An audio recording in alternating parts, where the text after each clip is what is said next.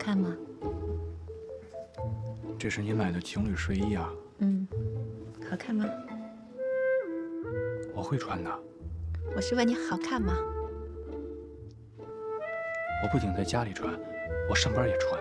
我跟你出去看电影、逛街、买东西的时候，我都会跟你一块穿的。那穿出去多难看呀！你知道就好。你不喜欢就脱了吧。我喜欢，我喜欢跟你一块穿。要能看就一起能看呗。老公，你走这几天，我好想你，好想你，好想你啊！我也想你。我以为你会把我给丢下了。你又口是心非了。你要真这么想，你去买一套这个情侣睡衣干什么呀？我要把你丢下来，你买给谁穿呀？我再找一个呗。你找得着吗？我当然找得着。你要能找着一个跟我身材差不多的，那很容易。但你要找一个能把这么难看的睡衣穿得这么好看，还能穿得这么高兴的，不可能。原来你说它难看。你知道就好。哎，咱俩拍个照片，我发给我爸妈看看。哎呀，别拍了，我还没问你呢。你这次回老家，你爸妈对咱俩的事儿到底是什么想法啊？我爸说了，他不支持，但也不反对。我妈呢，她也没像在上海的时候那么激动了，至少她没逼我拿户口本回来跟你离婚。你一说离婚，我这心里面就揪了一下。哎呀，你别着急，我已经按照你的指示，给我爸妈的电脑上装了视频聊天的软件，而且我也答应他们了，每年春节我都会回去，1个星期会给他们打1次电话。你什么脑子呀？我的吩咐是每天打1次电话，半年回去1次，你怎么就自说自话、自打折扣了呢？我得做得到，我才能跟他们说呀。这个得慢慢来。我是这么想的，现在解决不了的问题，咱们就交给时间来解决。我相信时间长了，他们一定会接受的。你爸妈不接受我，肯定是觉得我配不上你。就算我们俩穿上情侣装，还是挺不般配的。其实我也想了，如果有一天你离开我，我也应该感谢你。毕竟你把你最好的年华给了我。人的一生，至少该有1次，为了某个人而忘了自己。不求结果，不求同行，不求曾经拥有，甚至不求你爱我，只求在我最美的年华里遇见你。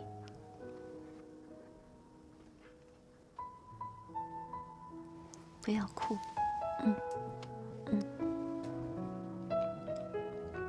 你怎么不早说呢？我刚想起来的。你要早说的话，我也不用费这么大劲儿了，把婚一离不得了。你再说一遍。我再说一遍，你就是口是心非。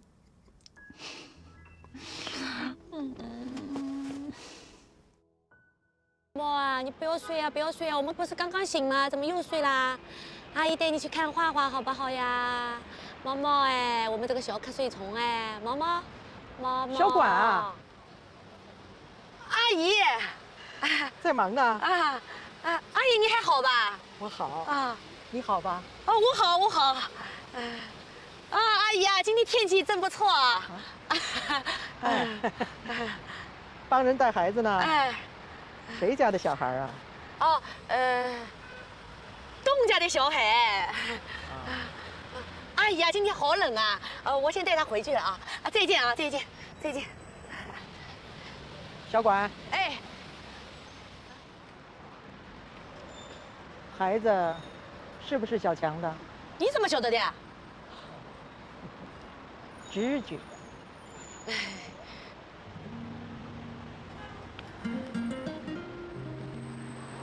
叫什么名字？毛毛，大名呢？我不晓得。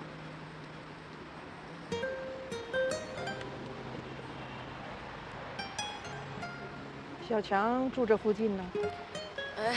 阿姨啊，我出来太久了，我要走了，再见啊。小管啊，你用不着这么躲着我呀。不是的，阿姨，我出来那么长时间了，我再不回去啊，小强姐要讲我的呀。我走了啊，再见啊。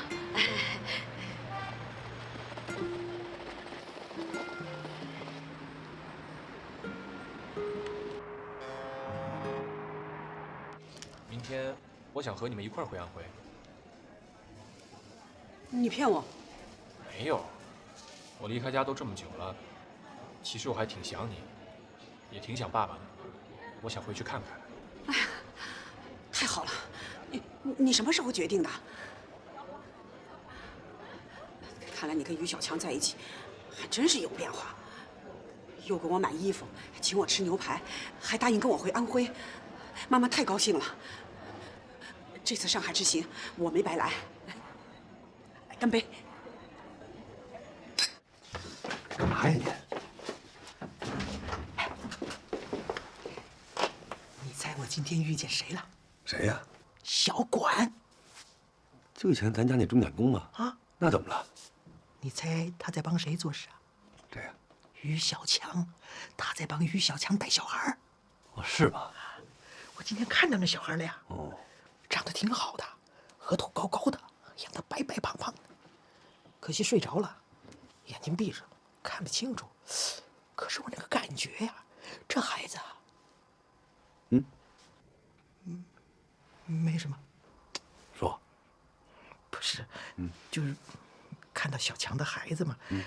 毕竟他也曾经当过我的媳妇儿吧，我们也在一块儿住过7年，心里有点感慨。这话让兰心听见，有的也不高兴。啊，我知道，我知道。所以这话咱们到此为止。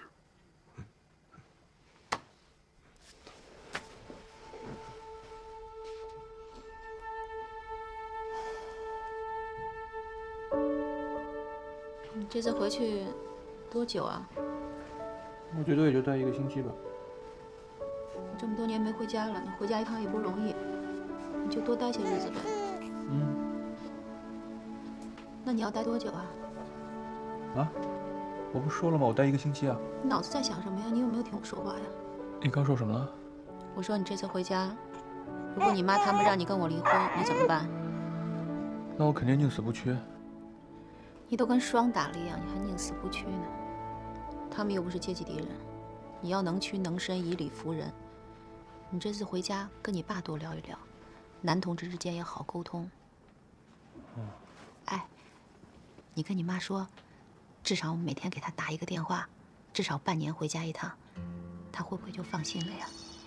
我做不到天天都给家里打电话，但是我可以保证每个星期我都会打1次电话回家。我做不到每半年都回来看你们1次，但是我保证每次过春节的时候我都回来陪你们吃年夜饭。我也做不到在家里帮忙打理家业。我想待在上海，因为我想当电脑工程师。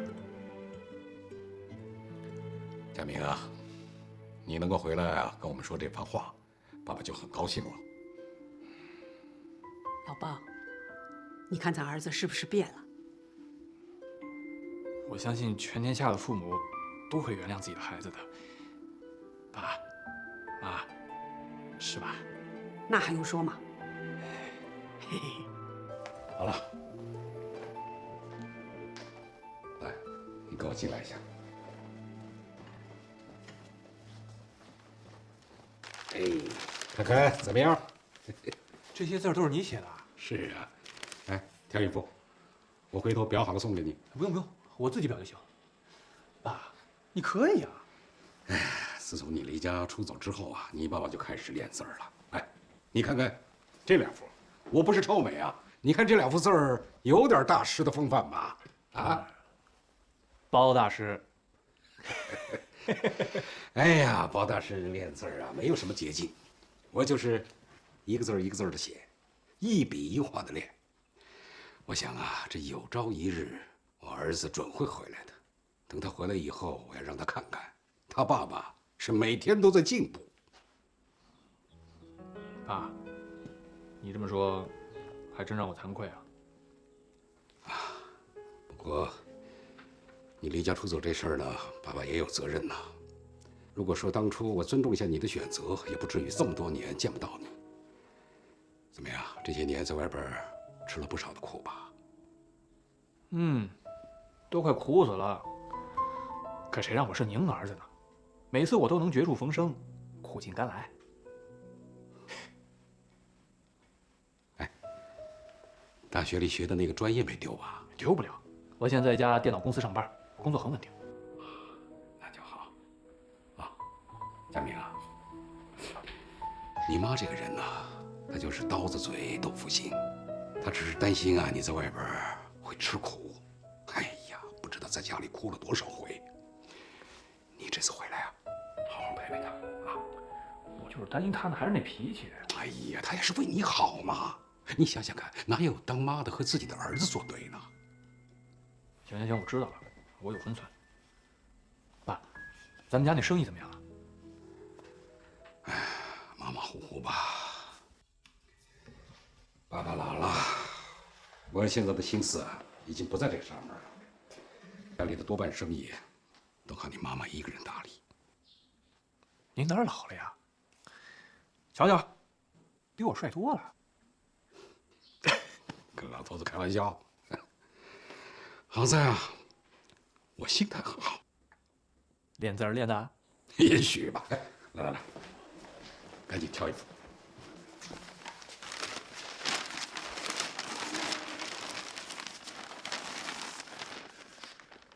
这个好哎，爸，我叫这个。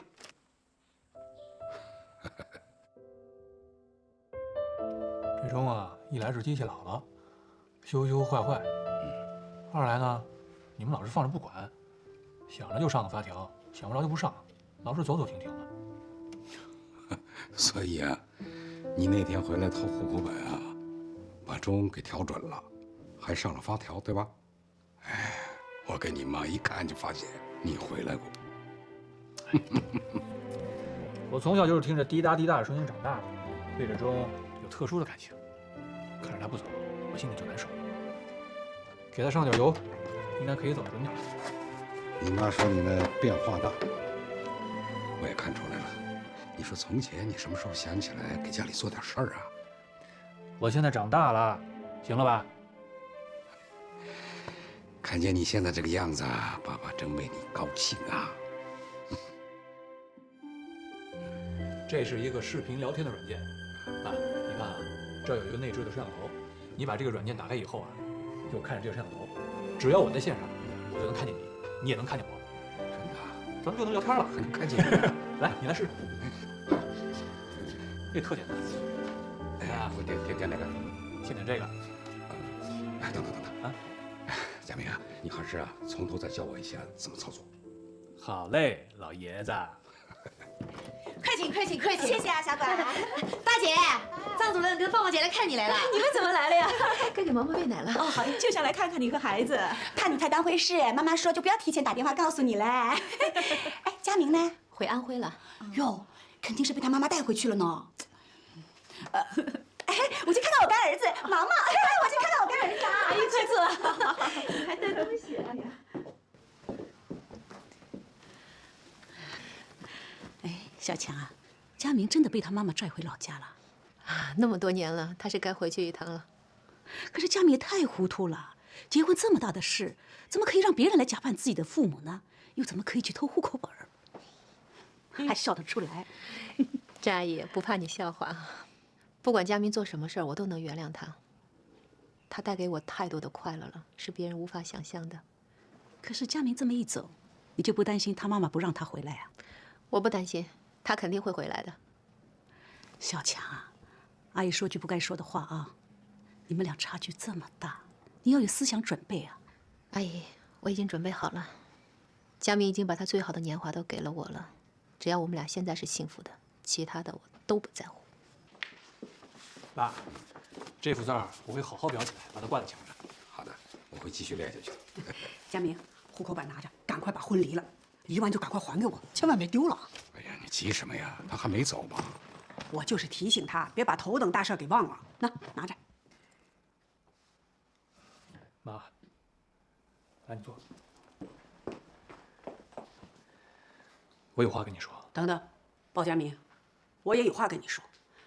你和你爸爸和我说什么都行，但你千万别说我不爱听的。哎呀，儿子想说什么，你让他说完嘛。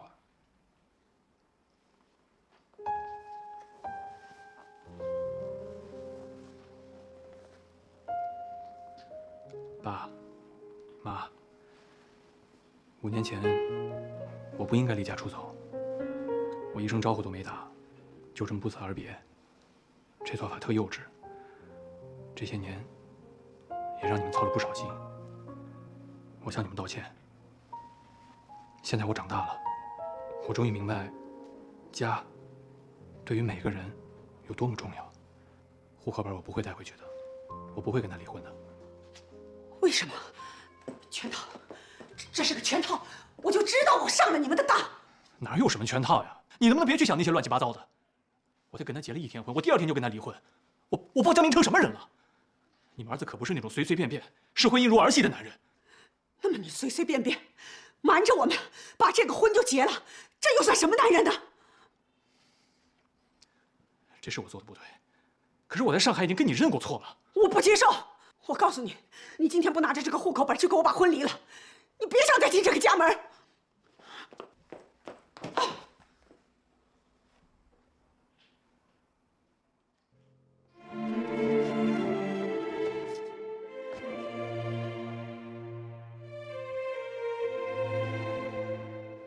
妈，我求你了，小强她是一个好女人，她之前受了很多委屈，吃了很多苦，现在她跟我在一起很快乐，眼看着她的生活就有希望了。如果我回去跟她离婚，她这一辈子就被我毁了。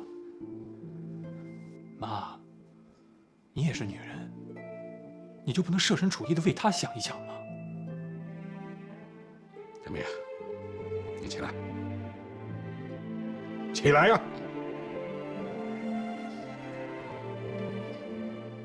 我问你，你真的不在乎别人在背后议论你娶了一个比你大还离过婚的女人吗？我不在乎，我只觉得跟她在一起心里很踏实，我想跟她好好的过日子。那你真的想好了要去做别人孩子的爸爸吗？我早就把毛毛当自己的儿子了。现在我不管做什么，不管我在哪儿，我心里都装了一个家。我知道在这个家里，有我的老婆和我的儿子在等着我。那好，我再问你，作为一个男人，你靠什么去养活你的妻子还有那孩子？爸，虽然我没兴趣接受我们的家业，可我也不是一个游手好闲的人。这些年，我没跟家里要过1分钱，我有能力养活自己。所以我相信，我也有能力养活这个家。我现在是小强的丈夫，毛毛的父亲，我要让他们过上好的生活，这是一个男人最起码的职责和担当。儿子，你真的长大了。尽管我非常不喜欢你们用这种方式结婚，对你不愿意离婚只能够沉默。爸，但是这并不代表我就同意你们这种婚事。有一天，你会同意的。为什么？你是答应过我的。妈，你别哭了，我会证明给你看，小强她是一个好女人，她会成为你的好儿媳妇的。鲍家明，你死了这条心吧。于小强，我是绝对不会认的。你要敢把他带进这个家门，我就撞墙给你看，你信不信？阿才，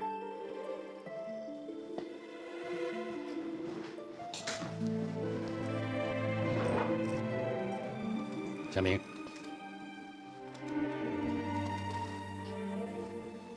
就这样走了啊。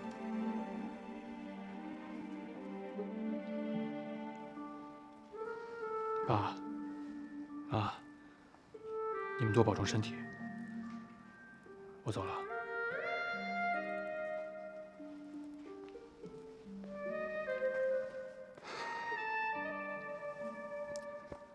好自为之。谢谢吧。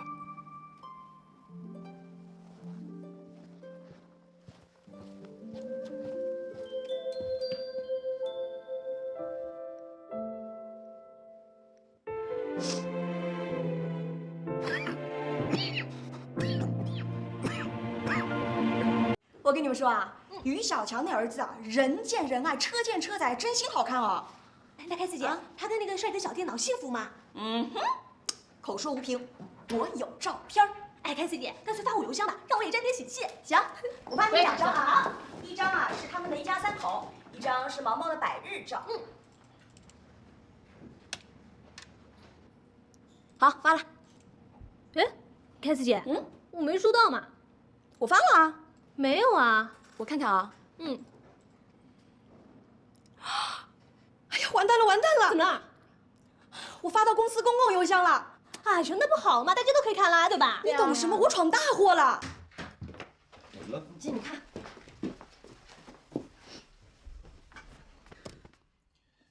什么意思啊？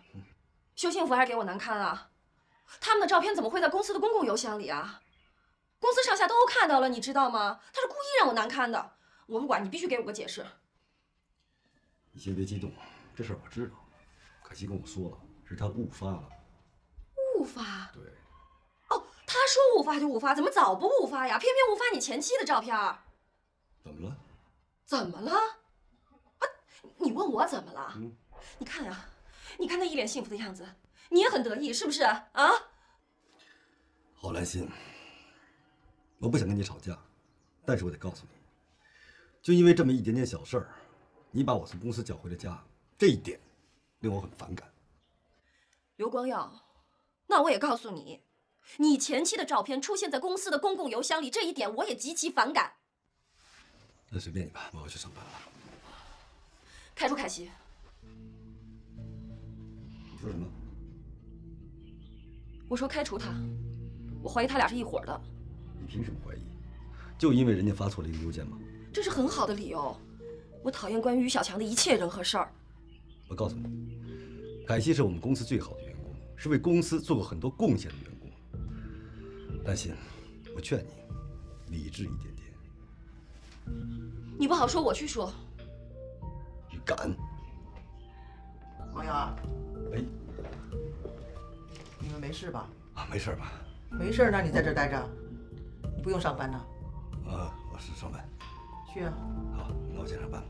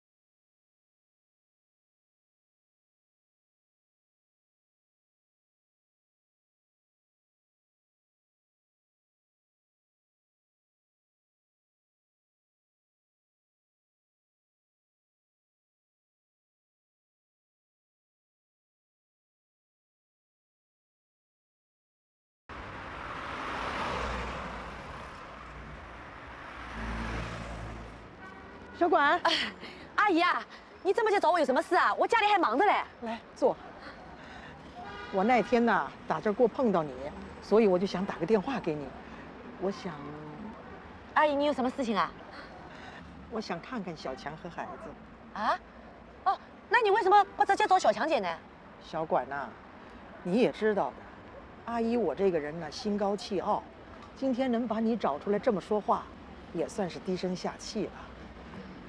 小管呐，你在我家里，我对你还可以吧？好的。你想啊，我跟小强啊，毕竟婆媳一场，现在他生了孩子，我去看看他和孩子，这也是天经地义嘛。阿姨啊，这样吧，还是我回去问一下小强姐吧。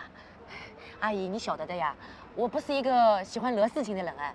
上次啊，我跟你碰头的事情我都没有敢告诉他哎，你这次又想去见他，我觉得吧，小管，毕竟我和小强7年的婆媳关系啊，虽然现在他们离婚了，但是亲情还在，感情还在，是不是？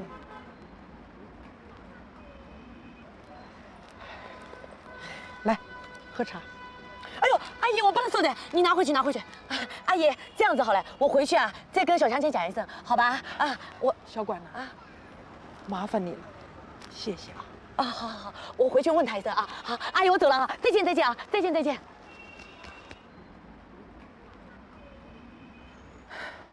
大姐，有件事情我不想瞒你。其实上次啊，我就见过高红阿姨了，我是不想搞出什么事情，所以我就没有告诉你。她今天又约我来，我又不好拒绝她。她其实也不是找我，她是找你的呀。你要不打个电话给她？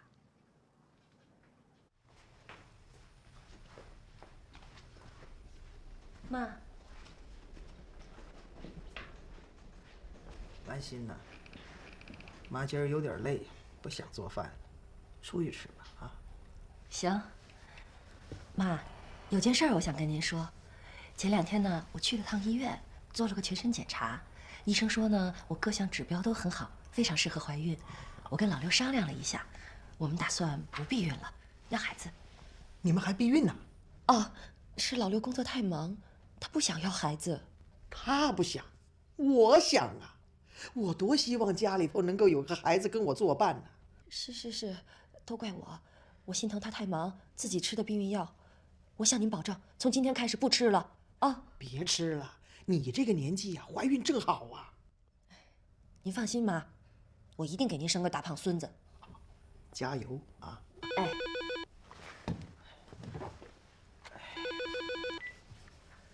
喂，哪位啊？小强？于小强啊？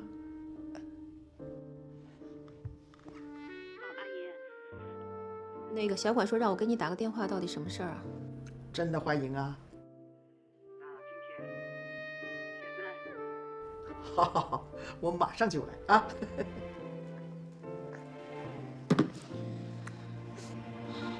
小管啊，老太太现在在家里，说话可能不太方便。她找你到底什么事儿啊？老太太到底跟你说什么了？你就实话实说吧。她就是想看看你和孩子。兰心呐，别往心里去啊！我在公园呢碰到小管，小管现在呀在帮小强带孩子。从他生了孩子之后，我也没理他。现在知道了，总要去看看，是吧？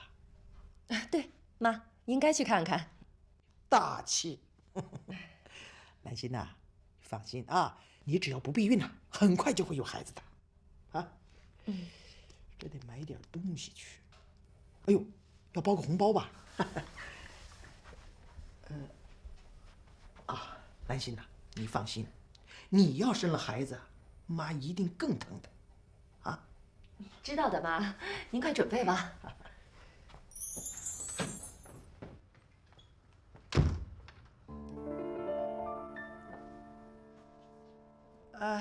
那我走了。妈，如果您不介意的话，我和您一起去吧。啊，你也去啊？啊，您红包准备了吗？没找到，我放信封里了。喏，结婚的时候人家送的，正好今天派上用场。你真细心。好，一会儿我在车上换。那我走了啊。妈，您就让我和您一块儿去吧。不是啊，那个小强电话里说欢迎我去。我都想好了，如果于小强介意的话，我就在楼下等您。您一个人出门，我不放心。再者说了，我现在是您的儿媳妇儿，这一家人去送祝福、送爱心，有谁会不接受的？于小强不是那么小家子气的人。那好吧。来，还拿那么多东西啊？这是妈和我的一点心意。今天我不请自来，你不会介意吧？不会的，你小强大气得很。对。小强啊，我在公园呢看到小管带孩子，就急着想来看你，生孩子可是大事啊！哎妈，你发现没？这小强生了孩子，好像更漂亮了呀。那当然了，当妈妈的女人最漂亮。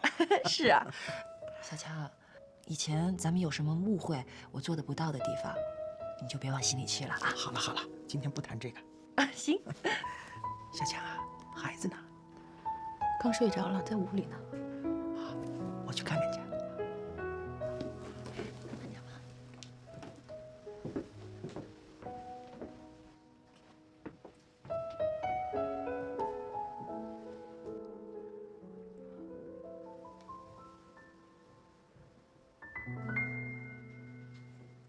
孩子是光耀的吗？你今天是为这个来的吧？你希望孩子不是他的，对吧？孩子就是刘光耀的，我可以去做亲子鉴定。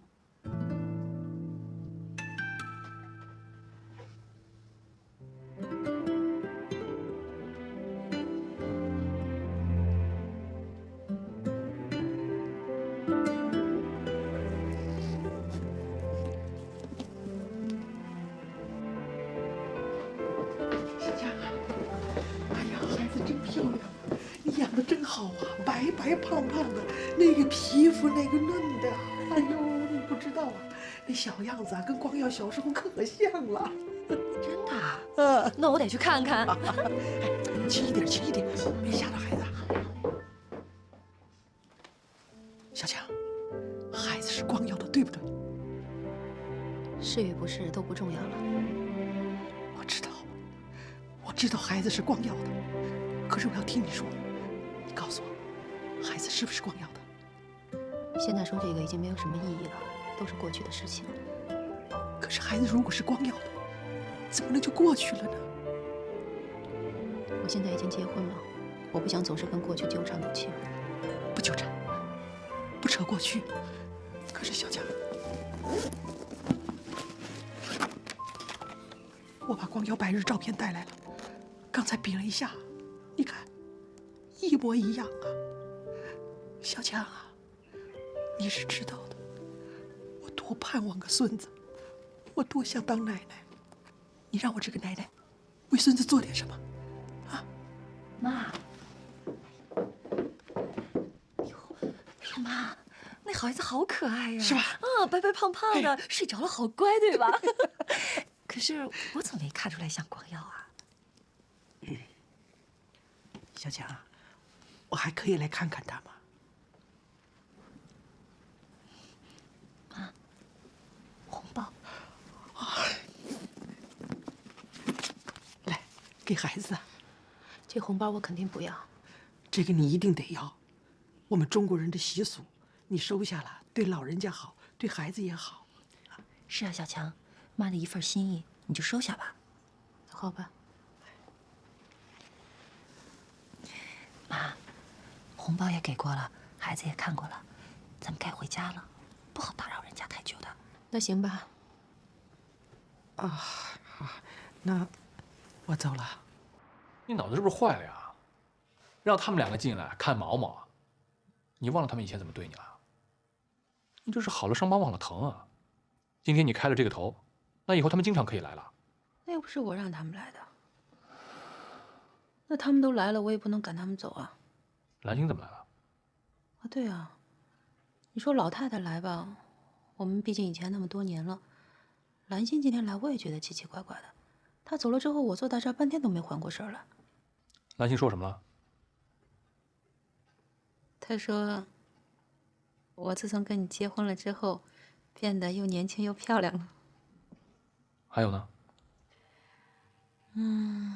哦，她还说她不相信毛毛是老刘的。他当着高红的面这么说呀？高红进去看毛毛了，她坐到这儿跟我说的。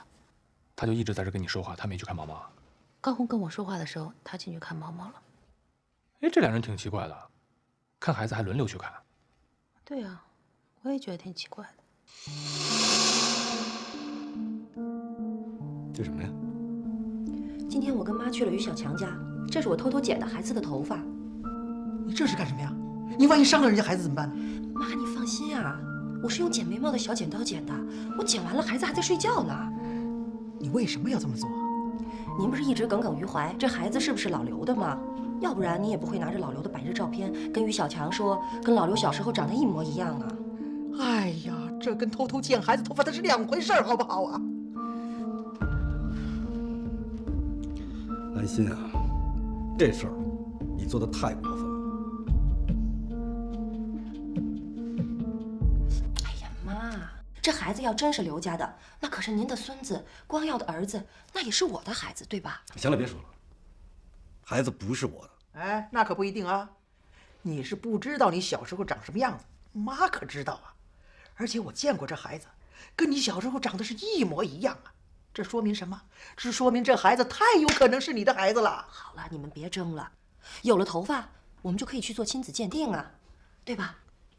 那我在这里表个态，如果鉴定结果出来证明孩子是老刘的，我坚决支持要回抚养权。你以为做个亲子鉴定这么简单？那需要正常的手续和相关的证明，而且孩子的妈妈得同意。于小强能同意吗？我剪这头发，不就是想绕开于小强吗？你忘了？我有个闺蜜在权威的医疗鉴定机构工作，我去找找她，这规定是死的，人是活的，对吧？南心，你别捣乱行不行啊？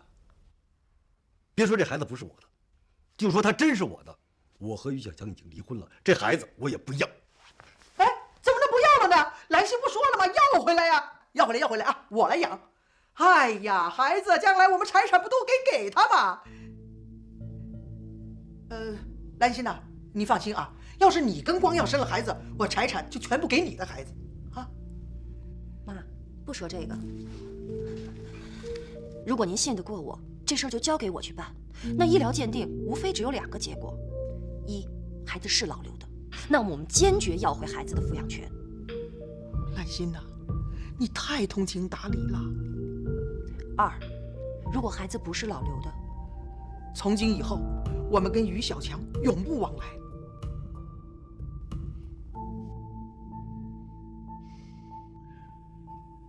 我得去趟他们家，干嘛呀？还礼啊！还什么礼啊？人家今天来看孩子，不是送了红包送了礼吗？你听我说啊，如果是亲戚今天来看孩子，那不用还礼，那是自家人。可今天来的是客人，客人送礼了，我们就得还礼。我包家明就得代表我们全家去还一份礼，这叫礼尚往来。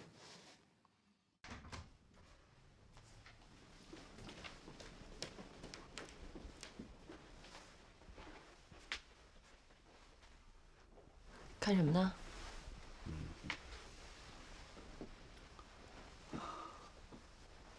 你真要去做亲子鉴定吗？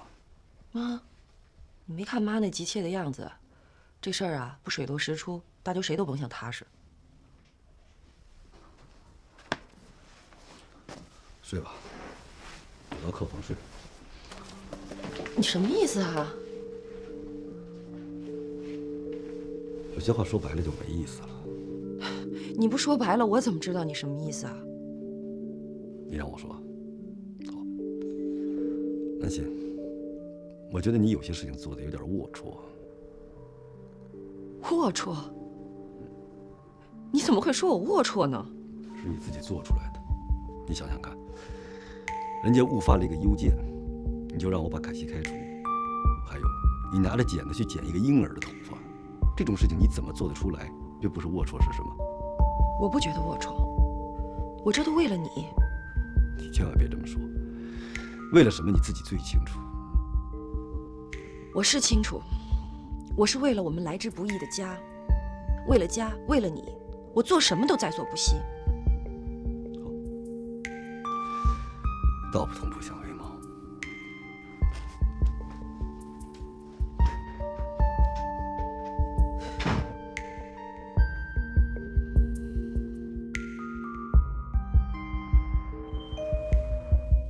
谁呀？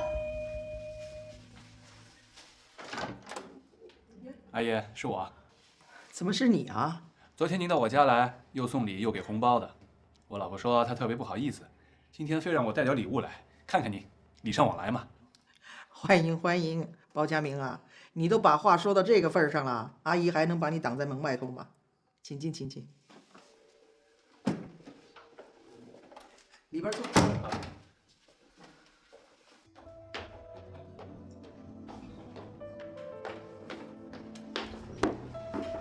来了，礼物。哎呦，你可别，我可不敢收你的礼物，你还是先说事儿吧。没事没人，这可是我亲手设计的，师傅手工缝制的，独一无二的，不看看吗？哇，这是你设计的啊？好漂亮，真找戏吧？那我去试一下。快去！哇！阿姨，这么大房子，你平时就一个人在家？兰心不上班，也住在家里，现在有事儿出去了。啊，他脸皮可真够厚的啊！那时候都把咱们家小强说成什么样了，昨天居然还有脸去看他，真做得出来。哎呀，不就是知道错了去道歉吗？小伙子，你呀，气量放大一点。啊，算，不谈这个，咱来谈毛毛吧。你看这毛毛多可爱哟！可不是嘛，阿姨，您别看啊，他才3个多月，可有音乐细胞了。每次他哭的时候，只要我给他一弹吉他，马上就停了，还跟着手舞足蹈的。没准以后啊，还会是个音乐家呢。而且他还特别有运动天赋，我带他去游泳，他就特别高兴。什么？小孩才满100日呢，你就把他带去游泳馆，太危险了。不是游泳馆，是婴儿游泳会所，跟国外学的。您这就落伍了吧？那也不行啊，真要出了事儿，你得负责啊。我当然负责了，我是他爸呀。是吗？你等等啊，我拿样东西给你看。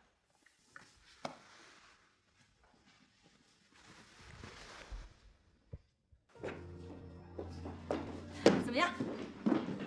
好看？我觉得你太牛了，兰心，这衣服真好看。哎，不错，可它这么正式，我什么时候穿啊？什么时候都能穿，保证回头率的。以后你的衣服我包了。你太好了，兰心。那咱们现在能说正事儿吗？要不然我怎么穿着这么不安心呢？行。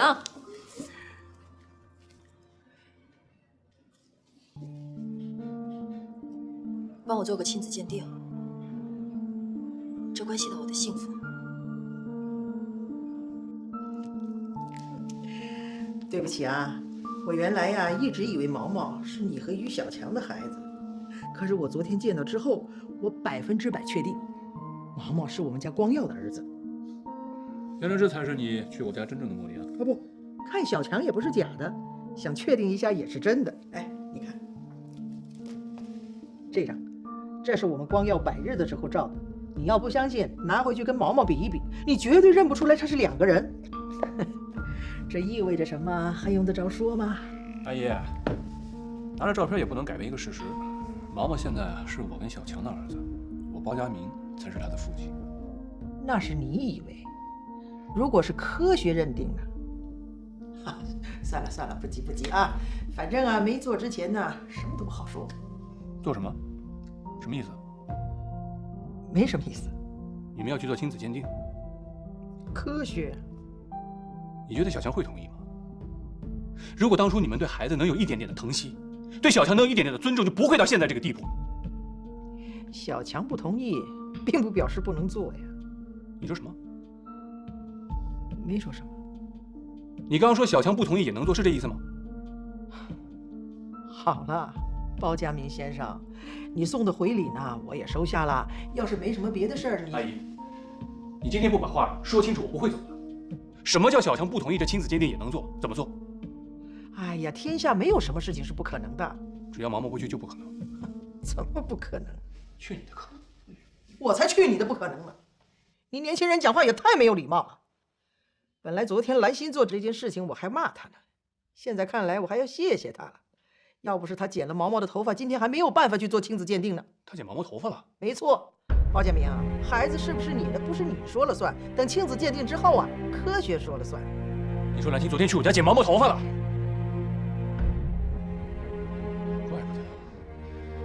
怪不得你今天底气这么足。怪不得兰心昨天假惺惺的去看毛毛，原来这根本就是个阴谋。好了，我说错了，行吧？没有亲子鉴定，没有剪毛毛头发，我的意思是说呀，总有一天我们要做亲子鉴定，到时候一切就真相大白了啊。然后呢？毛毛就归你们了。我老糊涂了，我说错了行不行？你就当我刚刚什么都没说，行不？你们处心积虑的跟我抢儿子，这么无耻的事情都做得出来。你年纪大了，我不跟你计较，但是别让我再看到兰心。我今天把话撂这儿，以后你们刘家任何一个人都不许踏进我家，任何人都不许接近毛毛。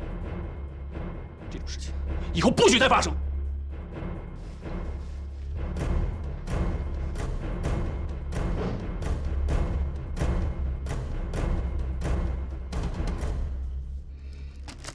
对不起，兰心，这个忙我真帮不了。这不是一件小事情，这是关乎一个孩子的一辈子的大事。我要是帮你做了这件事情，我就没有资格从事我现在的工作，我不能够突破我的职业道德的底线。而且兰心，我是真没想到，你竟然敢偷偷剪了孩子的头发，再拿着老刘的头发来找我做亲子鉴定，你胆子也太大了。不是大美，你听我说呀，你什么都不要说了。你要当我是朋友，你就不要再为难我了。大美，我不是想为难你，我真的是走投无路了。我可以跟于小强斗，可是我怎么斗得过孩子呀？那这跟孩子做亲子鉴定又有什么关系啊？只要鉴定结果出来，能够证明孩子不是老刘的，那老刘和我婆婆就会对于小强彻底死心。我婆婆答应我了，她会断绝一切和于小强的往来。这怎么可能呢？这头发是老刘和孩子的，鉴定结果肯定是父子关系啊。头发是我的。什么？你的意思是说，你拿着你的头发和老刘的头发来找我做亲子鉴定，然后让我说孩子不是老刘的？大美，你放心，我只要一个结果，你只要替我保密，我保证一切责任由我来承担。我告诉你，兰心，首先，你跟你婆婆和你丈夫撒了一个非常非常低级的谎话，随时都有可能被戳穿。第二，我们两个是闺蜜，我就当今天所有的一切都没发生。第三，去看心理医生吧，这个忙我是可以帮你的，只要你想去，你随时来找我。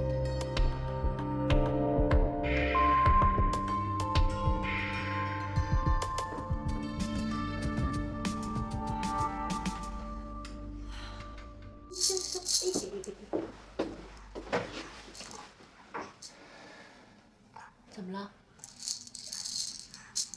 你跟他们说什么了呀？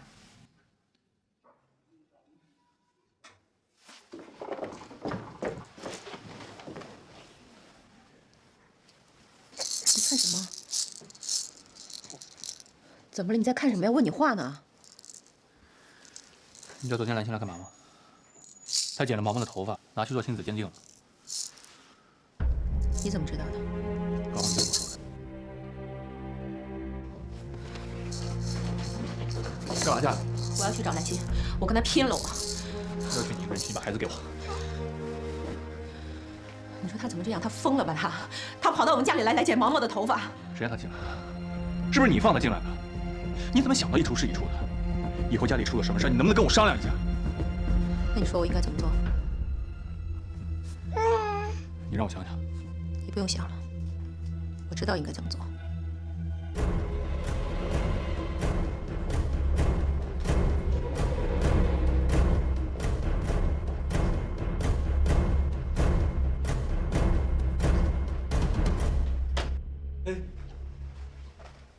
你抱个孩子跑公司干什么来了？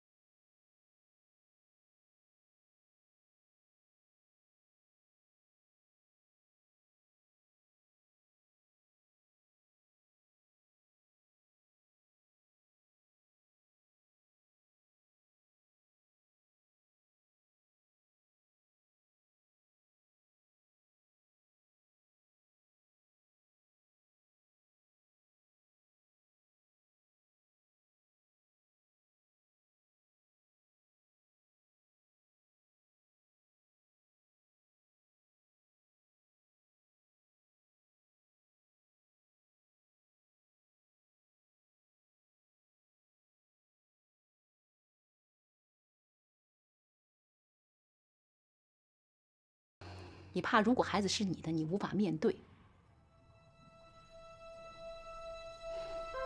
是不是？是。但是你没有选择，去也得去，不去也得去。你说小强怎么还不联系我呢？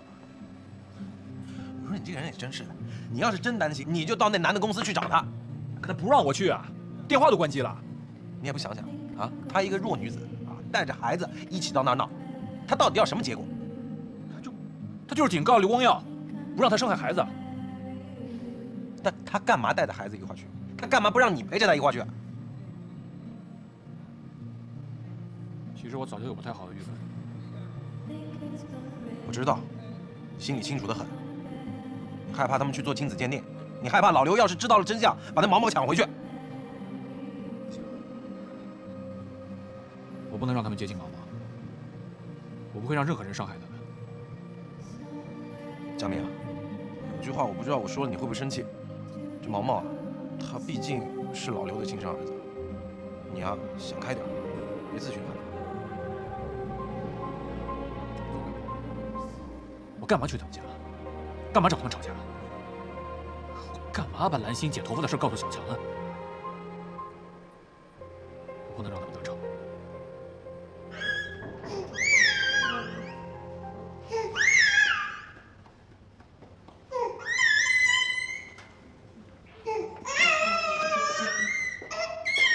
于小强、刘光耀把你们的身份证件和身份证明给我。现在轮到我们了吗？还要稍等一会儿，前面还有一个。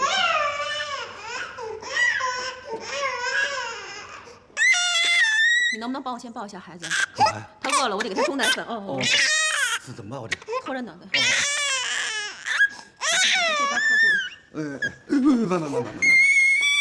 慢，不哭，乖，不哭了，好乖，哦。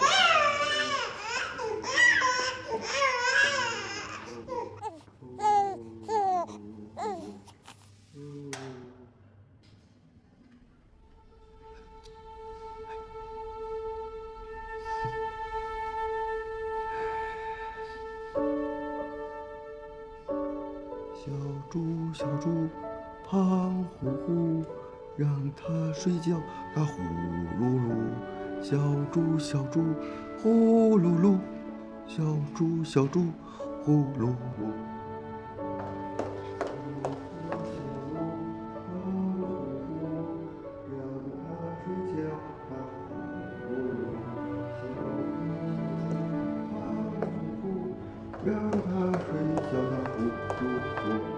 嘿，你看我一抱他不哭了。哎呦，这窝的难受，先拿着，拿着。哦，哎，他特软和，嘿。妈给吃啊，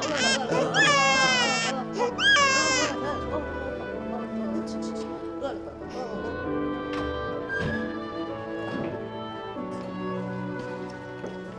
可以带着孩子进来了。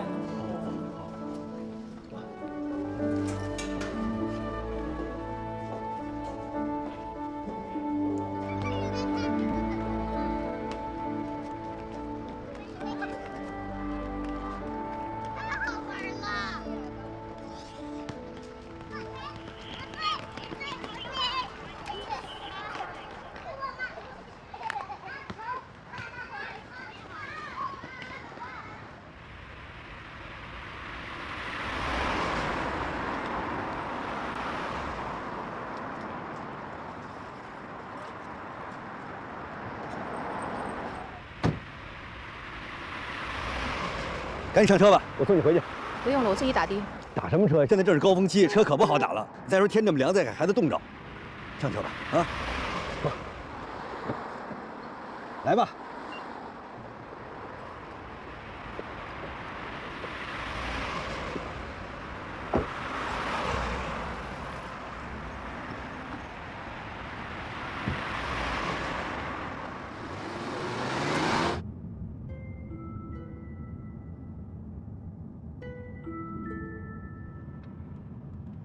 孩子不会晕车吧？不晕。带孩子是不是挺累的？你好好开车吧，别说话了。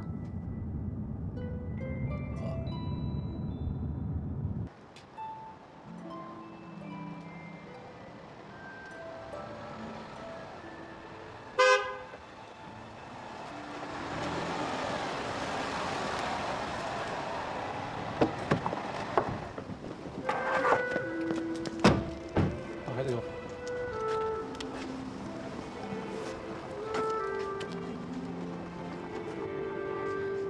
没事吧？啊，没事儿，麻烦你送我们回来了。我应该。那回去吧。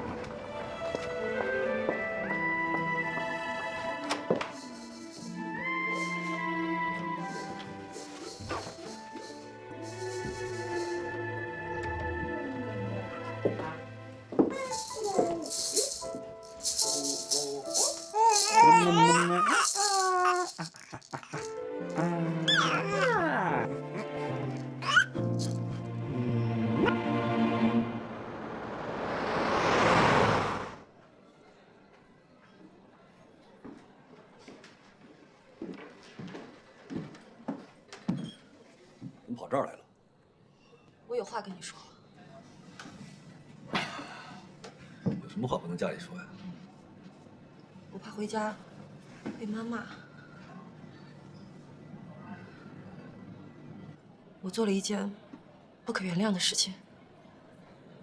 你到底做了什么？你先原谅我，我再说，行吗？哎呦，咱们这两口子有什么原谅不原谅的？你说是了。今天我去找大美做亲子鉴定，我太着急了，我把装有你和毛毛头发的包给落在出租车上了。等我见到大美的时候，我才发现，我也是呢。你说我那么多包，我偏偏把那个丢了，真是见了鬼了。就这事儿啊，头发丢了，丢了亲子鉴定就做不成了。丢就丢了呗，不做就不做了，怎么了？好，这事儿咱们到此为止，今后谁也不要提，好吧？回去怎么跟妈妈交代啊？妈哪儿我说，我就说我丢了。不行，妈肯定不会信的。哎呀，都怪我！你说我跟妈信口开河的说什么呀？要不然我干脆承认了吧，妈怎么骂我，我都认了。不是你倒提醒我了，如果妈真不信，她还非要做这个亲子鉴定，她去找小强了，小强答应她，这事儿怎么办？不可能，为什么？于小强绝对不会同意的。为什么？因为那孩子根本就不是你的呀。于小强要是答应做亲子鉴定，等于自取其辱，那等于昭告天下，他于小强在外边有人呢。等我想想，有道理，你说的有道理。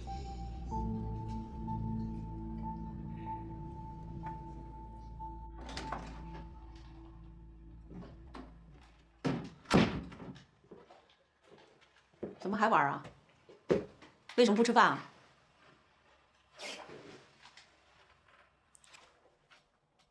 说话。生气了？生气了就说，别给我挂了，小心我揍你啊！听见没有？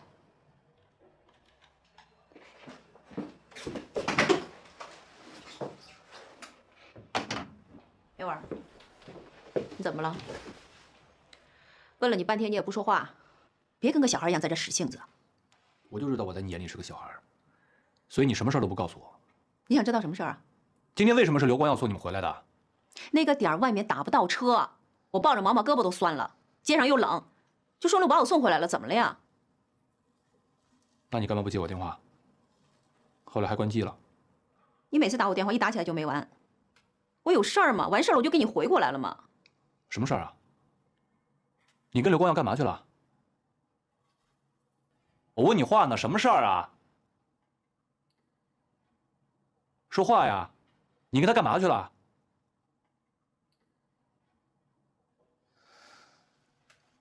你不说是吧？我明天自己问刘光耀去。我带着毛毛跟刘光耀去做亲子鉴定了。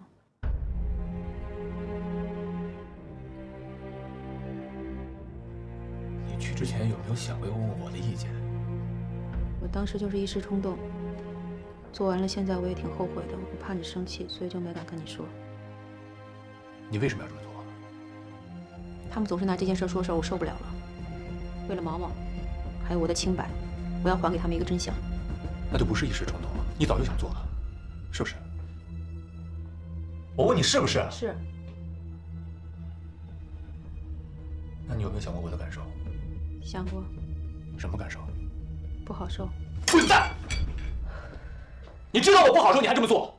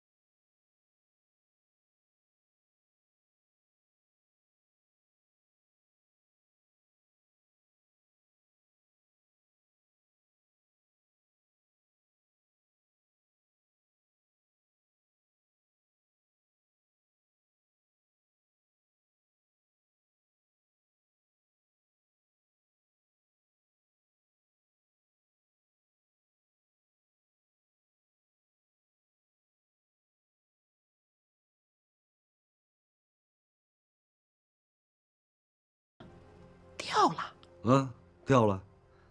这心里紧张啊，那东西不是正道来的，再加上手忙脚乱，那可不就掉了吗？那就是说做不成亲子鉴定了。那除非您再弄一缕头发去。我做不出来，我。所以这事儿咱先放放，好吧？啊，哎，光耀，我可是抱过毛毛的呀。啊，哎呦，那个孩子天庭饱满，地阁方圆呐，你们两个人小的时候的照片可通用啊。我看您就是想孙子想的。还有啊，我跟你讲件事儿啊。您说。那个，今天包家明来过了。他来干嘛呀？他说是来回礼嘛，毕竟我给孩子包过红包，人家说来回礼，我也不能把人家挡在门外边，是不是啊？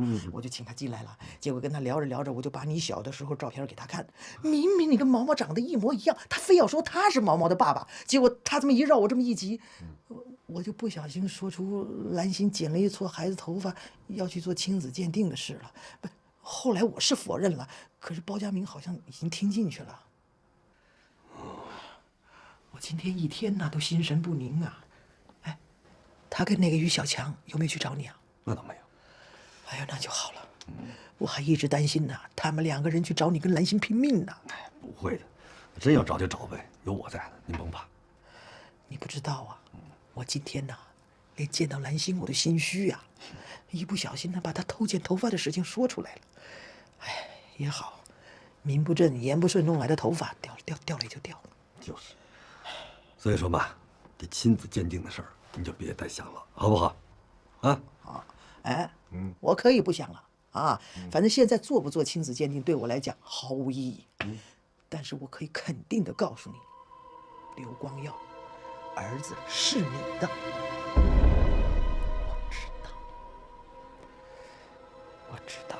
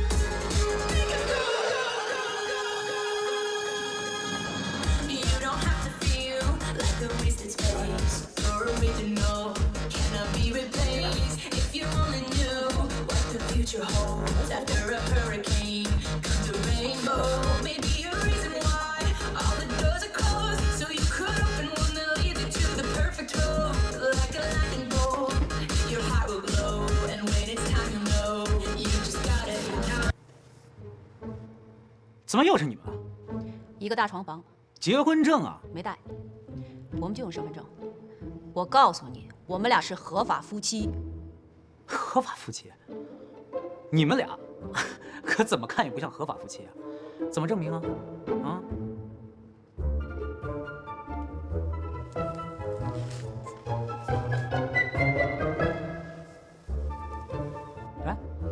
哎，问你，我问你们俩在干嘛呢？报警吧。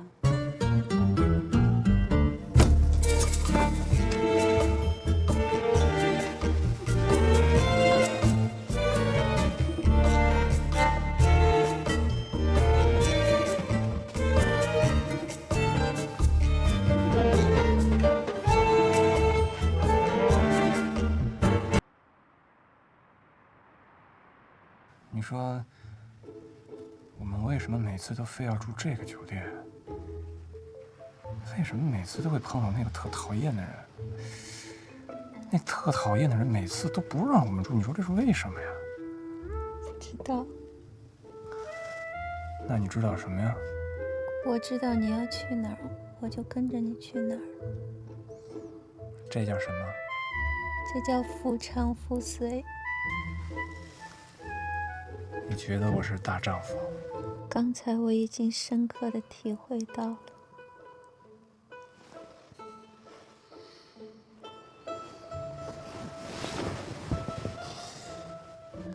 可是我觉得我的内心还是个小男孩。可是我觉得我的内心还是个小女孩。小女孩，如果我以后犯错了，你就打打我、骂骂我，还要亲亲我。小男孩，以后我要是犯错了，你就打打我、骂骂我，还要亲亲我。我吃醋了，我难过了，我害怕会失去你。我吃醋了，我难过了，我害怕会失去你。不如趁着月黑风高夜，咱们俩再做一次吧。你听我说，宝儿。做完了再说。别动，别动。我们俩早点回家吧。别动。太晚了，阿婆会等着急的。我们俩下次还要再求阿婆帮忙呢，好吗？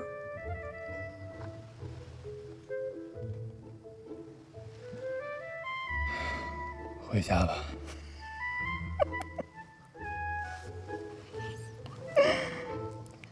爱你。你要再这么说，现在就回不了家了。爱你。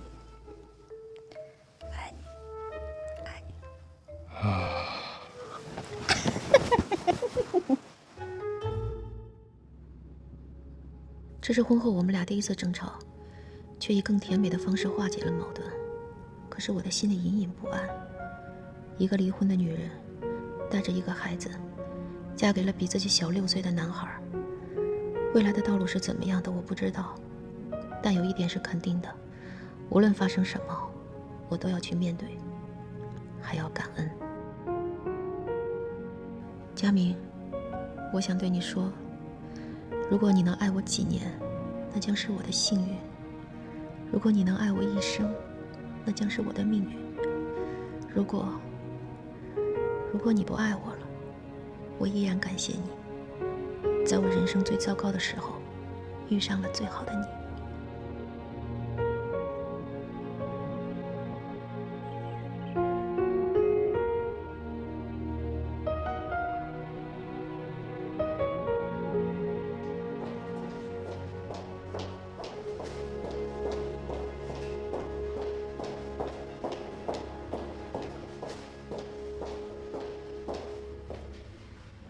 你来了。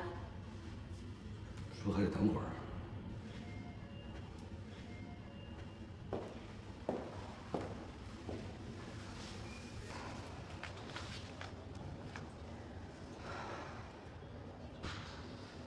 这天儿还不错哈，本来说还有雨，天气预报说了。天气预报也有不准的时候。是啊，现在什么都不靠谱。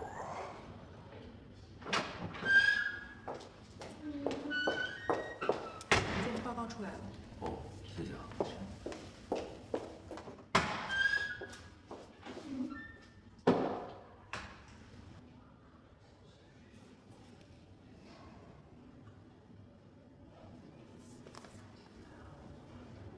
你看吧，看完了告诉我就行。我不用看。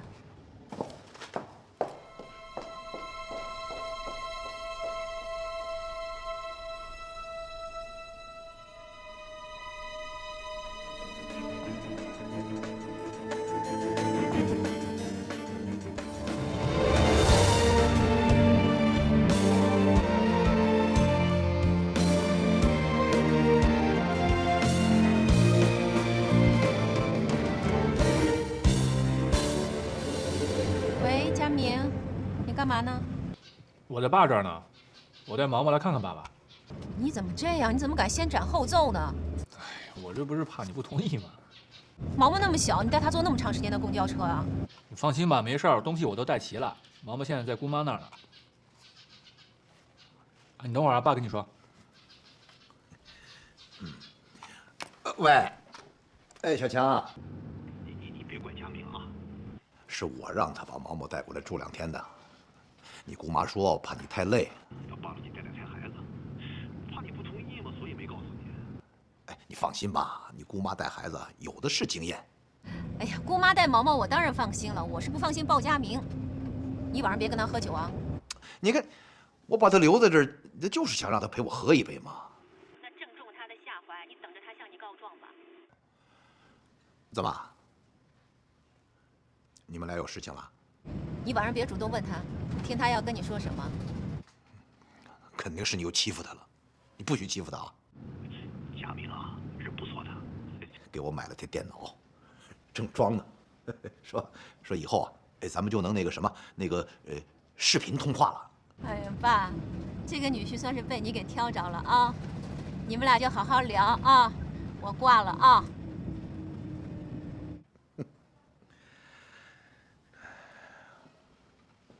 来，过来喝点茶。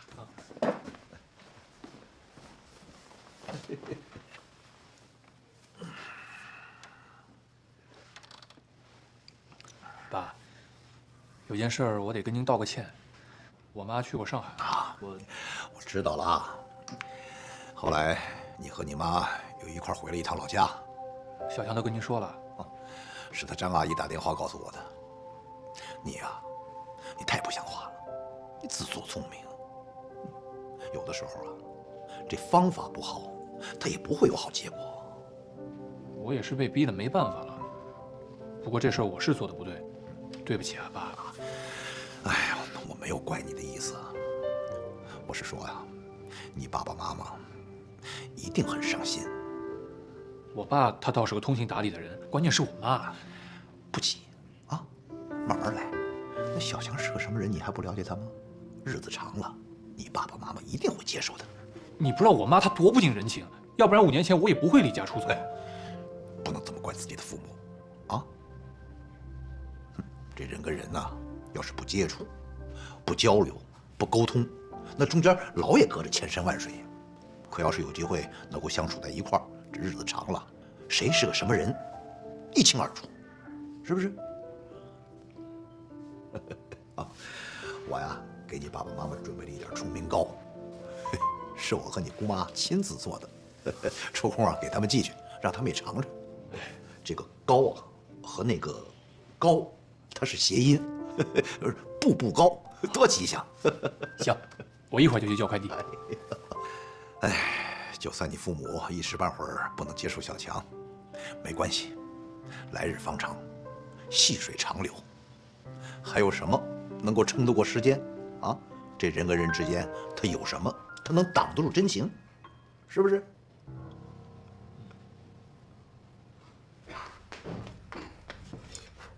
呀，你怎么这么早回来了？啊，有点累了，我就先回来了。面煮好了，吃碗面上去。不吃了，您吃吧。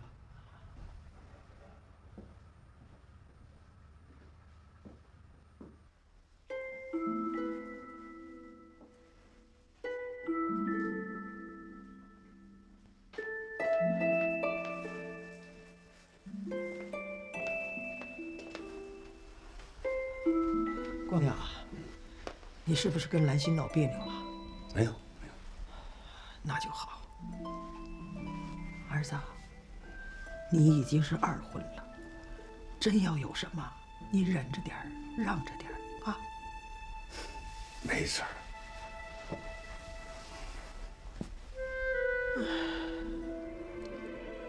您叹什么气呀？我总觉得兰心这个人呢，太难搞了，他心思太鬼了，怎么样我都觉得他比不上于小强。我们俩都走到这步了，你就别说这话了。那怎么的？就让这些话在我肚子里头烂了？你是我儿子，我不跟你说，我跟谁说去？我懂。哎呀，都怪我不好，我不应该答应你们结婚的。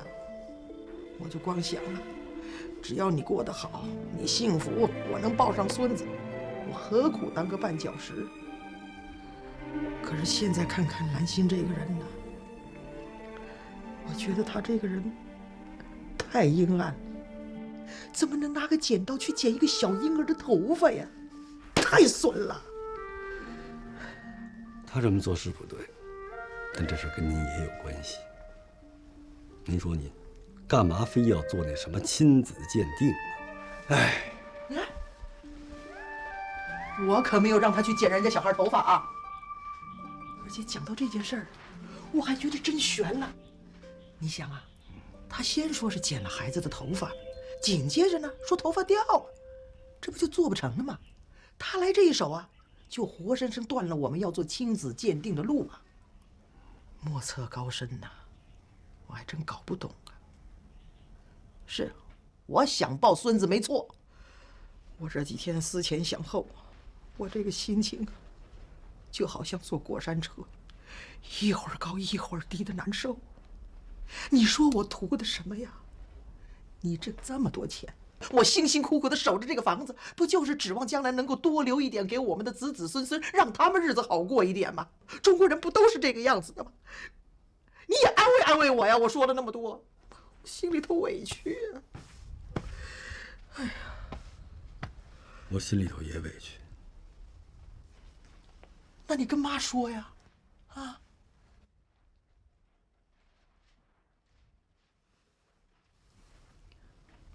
你看看那个，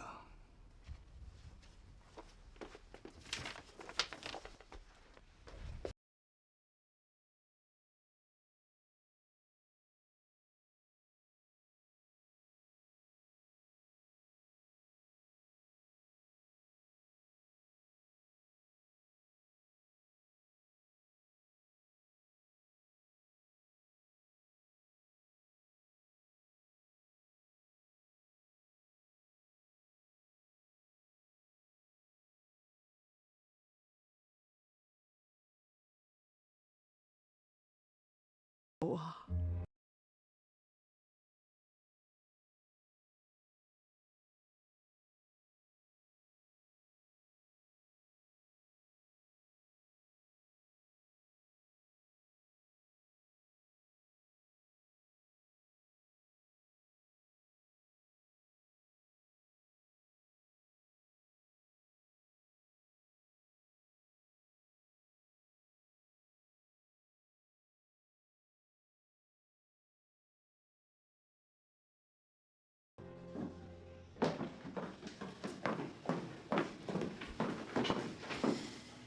你好，于小强，怎么有心情请我出来聊天啊？你少废话，赶紧坐吧。哎呀，怎么一来就闻到浓浓的火药味儿啊？我们本来是两个世界里的人，因为你要攻击我，你要挑战我，为了保护我儿子，我只能回击你。我问你，你那天为什么要偷偷摸摸去剪我儿子的头发？谁说我剪你儿子头发了？你既然做了，为什么不敢承认呢？我儿子才刚过100天，你怎么下得了手呢？你真的是太可怕了！万一你的剪刀扎到我儿子的脑袋，我不会放过你的。我就是坐牢，我也不会放过你的。于小强，我根本没有剪你儿子的头发。我承认我对老刘和我婆婆撒谎了，请你相信我。我凭什么相信你啊？你可以回去看看嘛，看看孩子的头发有被剪过的痕迹没有。你还可以找警察来调查调查，或者找一个什么绝微机构去鉴定一下。我愿意承担一切责任，可以吗？你既然没有做，为什么要撒这个谎呢？因为我婆婆一直想搞清楚那孩子是不是刘家的。我只有骗她说剪了头发拿去做亲子鉴定，然后告诉她不是，她才能断了这个念头。我这么说，你总相信我吧？我怎么那么恨你呢？你真的是机关算尽。但是我告诉你，兰心，人算不如天算，假的永远也掩盖不了真的，事实就是事实。我可以受你们的侮辱，但是我儿子将来还要长大成人，立足于社会，我不可能让我儿子头顶的这些谣言、灰暗的生活。所以作为母亲，我有责任为我儿子做一件事情。我跟刘光耀还有我儿子去做了亲子鉴定，亲子鉴定报告就在刘光耀那儿，你回家就可以看到。还有，请你转告刘光耀，不管他们家对我儿子以后有什么想法，都希望能尊重我们的离婚协议。过去的对与错都已经过去，请尊重现在的生活，你也一样。我儿子现在姓鲍，永远也不会姓刘。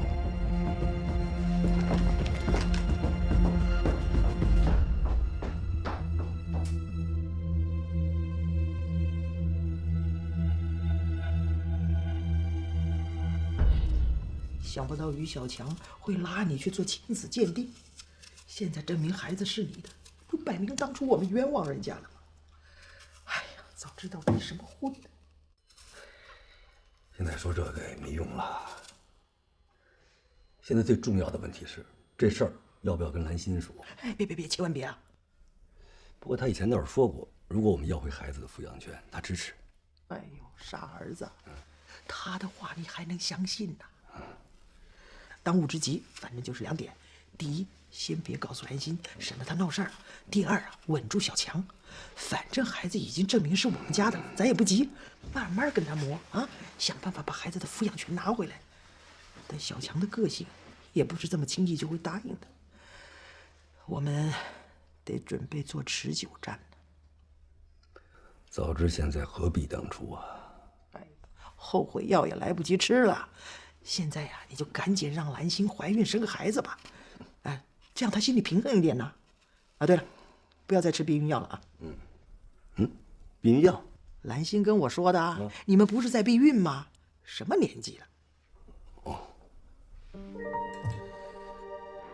像我兰心一向心高气傲，一帆风顺。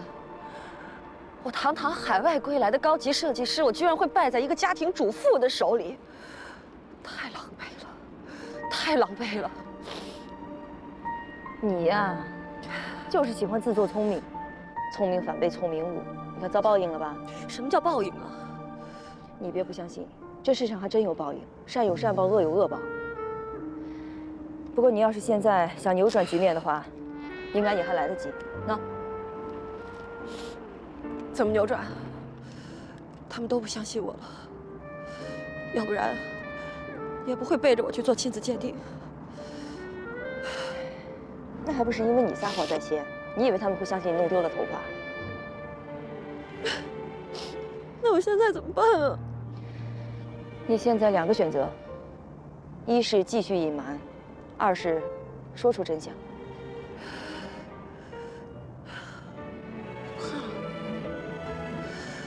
我怕说出真相，就会失去我来之不易的家。我怕让他们知道我生不出孩子，我的未来就更不堪一击了。我怕于小强和他的孩子天天出现在我的生活里。可是兰心啊，你越是害怕，越不能逃避呀。你就说出真相吧，好不好？要不然你会更加难过，更加崩溃的。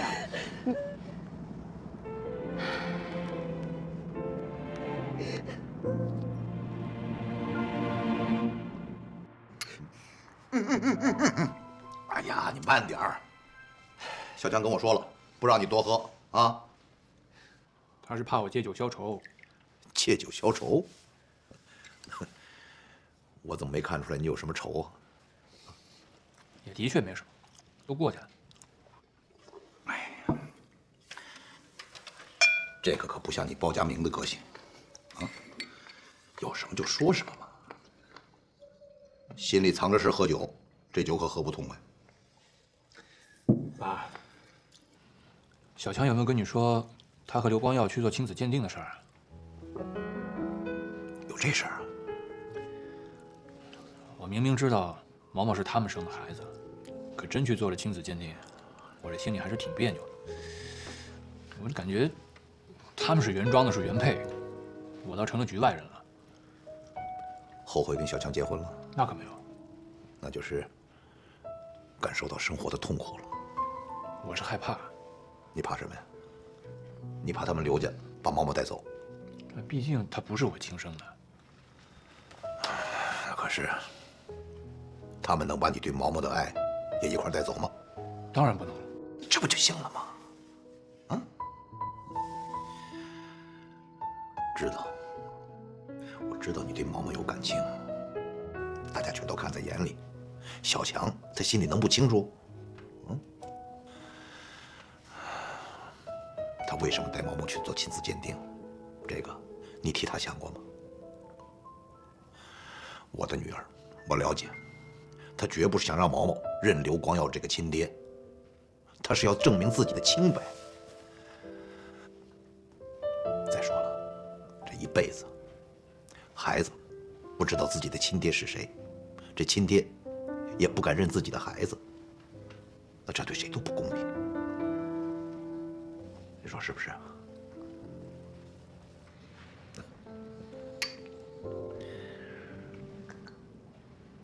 哎，佳明啊，我知道你心里痛苦，可是啊，这一个男孩要想成长为一个男子汉，他就必须接受生活的痛苦，就这样，他才能慢慢的变得强大，才能懂得承担，知道包容。老实说，很多时候我都觉得自己内心还是一个小孩儿。我怕我做不到你说的那种大度。慢慢来嘛。以后啊，心里要是有什么不舒服，到这儿来，岳父陪你喝个痛快。那小强该不痛快了。那没办法，这是男人之间的事儿，他们女人理解不了。岳父敬你一杯。别，小婿敬岳父。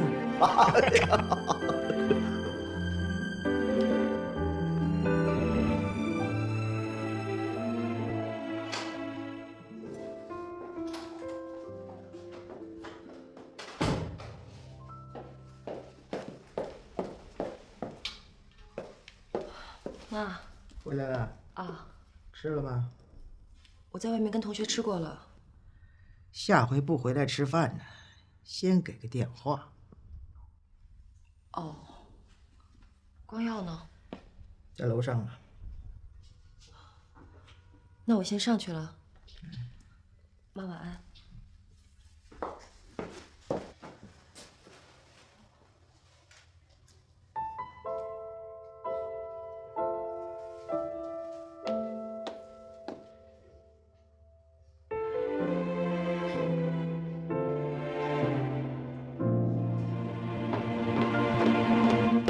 回来了。还没睡啊？是在等我吗？看会儿书。你这在外面也忙活一天了吧？赶紧洗洗睡吧，我也困了。我一回来你就困，是不是有什么事儿啊？没什么事儿啊，就是想想工作上那点事儿呗。工作上的事儿，你什么时候烦心过？你就是不想跟我说话。人都说了，这夫妻之间啊，如果什么也不说，时间长了，就真什么都不想说了。你想太多了。我想太多了。那一定是有什么事儿，你会认为我会多想，要不然，你怎么会说我想太多了呢？什么乱七八糟的，跟绕口令似的。哎呦，早点睡吧。我先睡，明天我还得早起。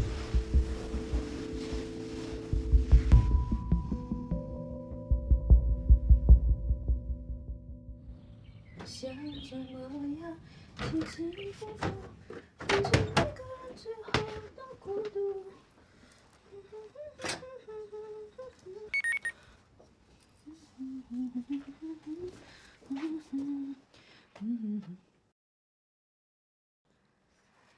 爸，佳明把电脑给你安好了，你会用啦。眼。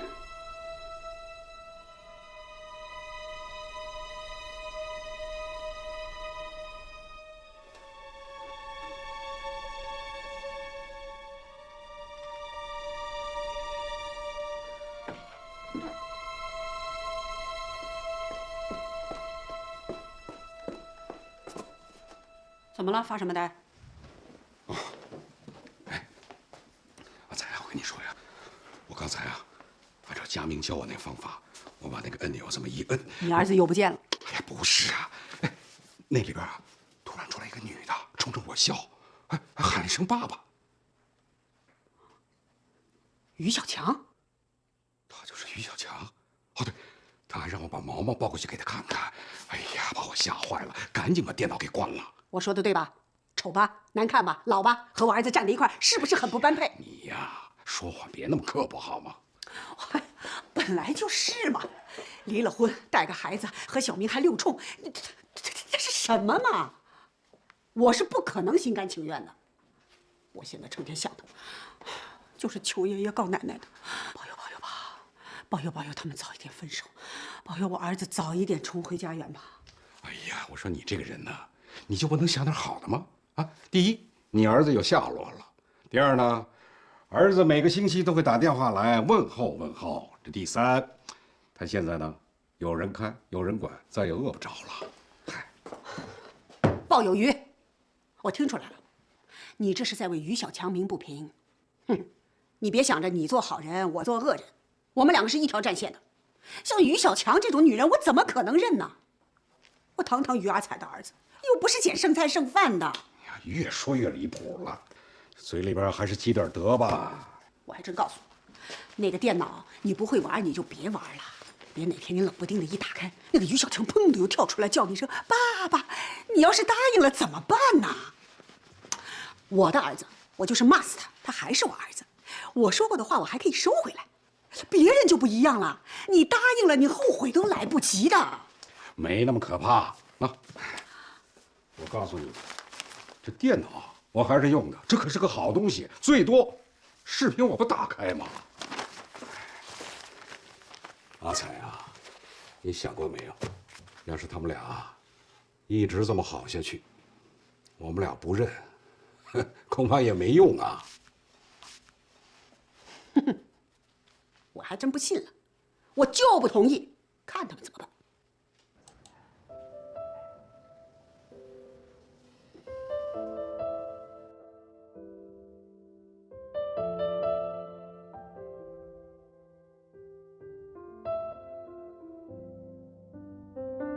叔叔阿姨，我发了几张佳明最近的照片，你们一定很想念他吧？放心吧，他挺好的。希望有一天我能跟他一起回老家看你们。祝你们身体健康。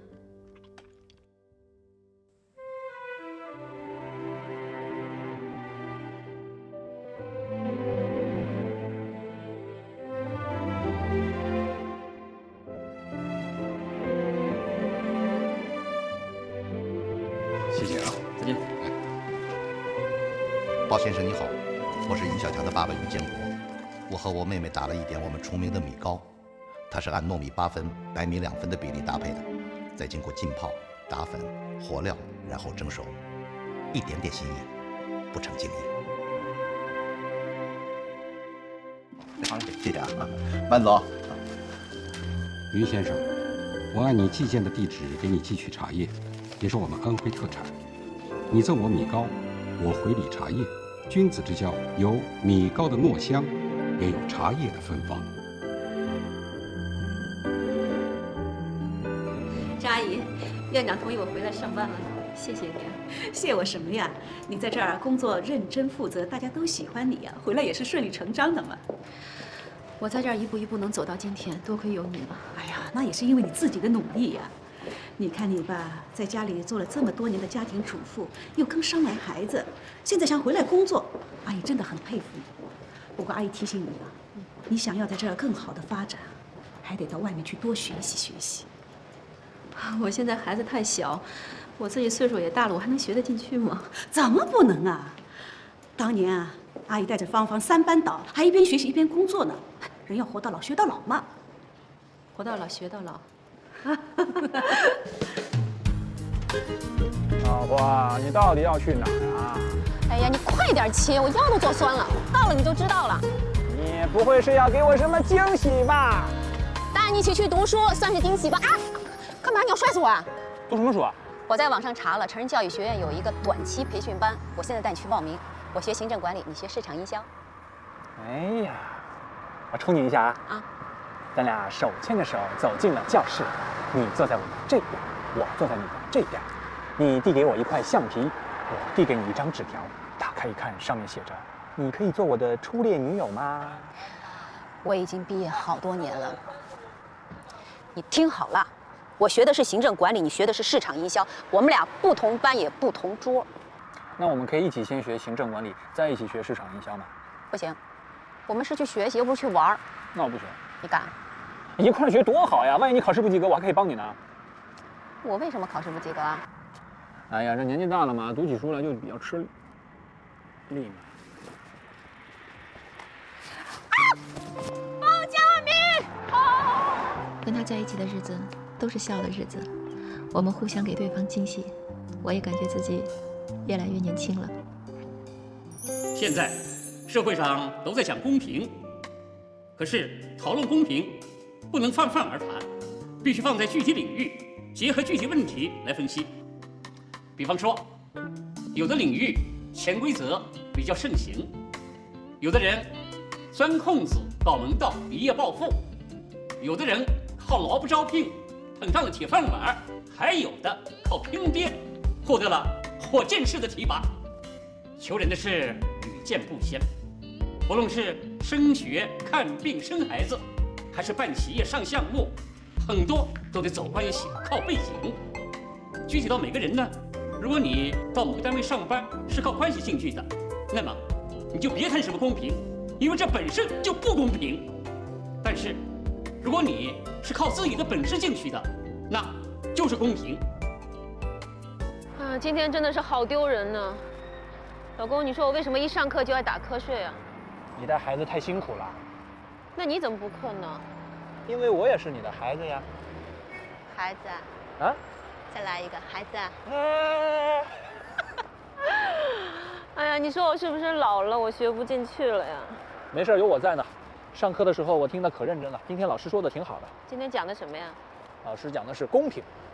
公平这一段我又梦游了。老师是这么说的，他说现在整个社会都在讲公平。如果一个人他是凭着关系去到了一个单位，那就没有公平可言；但如果他是凭着自己的本事在这个单位找到了工作，那才叫公平。你讲的真好。哎，那是老师说的。老师讲课我为什么打瞌睡？你讲的我怎么全都听进去了？因为老师没我帅呀。去你的！哎，你说我提议咱们俩去上夜大还是挺好的吧？虽然我都没有听进去，但是你全都学到了，将来总会有用的。是我的提议，咱们俩要在一个班上课，没错吧？多亏有你，不然我学费都白交了。你比我年轻，比我聪明，比我记性好。不用着急，回家我给你补课开小灶。你要做我的私人家教吗？那你怎么感谢这个包老师呀？哎呀，姐弟恋瞬间就变成师生恋了。有你这么对老师的吗？包老师，我错了。那你怎么样教育你的学生呢？于同学，我都想好了，我不仅要在学习上关心你，我还要在生活上关爱你。完了。啊？完了。你还想要什么？那好吧，我们快点回家吧。你教我怎么生活吧。哎呀呀，包老师该犯错误了。哎呦，哎呦，宝宝回来啦！哎呀，大姐啊，昨天把她接回来了。哦，让我看看，让我看看。哎呦，胖了胖了！大姐也讲啊，这个带小子还是他姑妈带的好。哎，对呀，老人有经验嘛。怎么，你要出去啊？哦，就带他到前头那个公园去晒晒太阳。对对对，今天天气好，晒晒太阳去吧。路上小心一点哦。好的好的好的。阿婆啊，你拿着东西上楼梯的时候也小心点啊。哎，好，知道知道了。阿婆，我走了啊。哦，早点回来。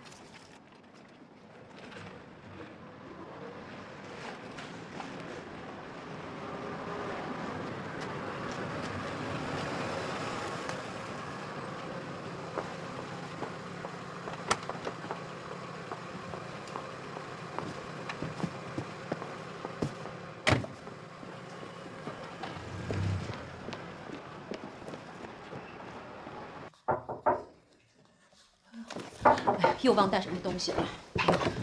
哎，小强，哎，毛毛呢？小管带着出去晒太阳了。哎呦，真不巧。你看家里什么都有，你每次来都大包小包的。一点心意嘛。要不我坐着等他一会儿。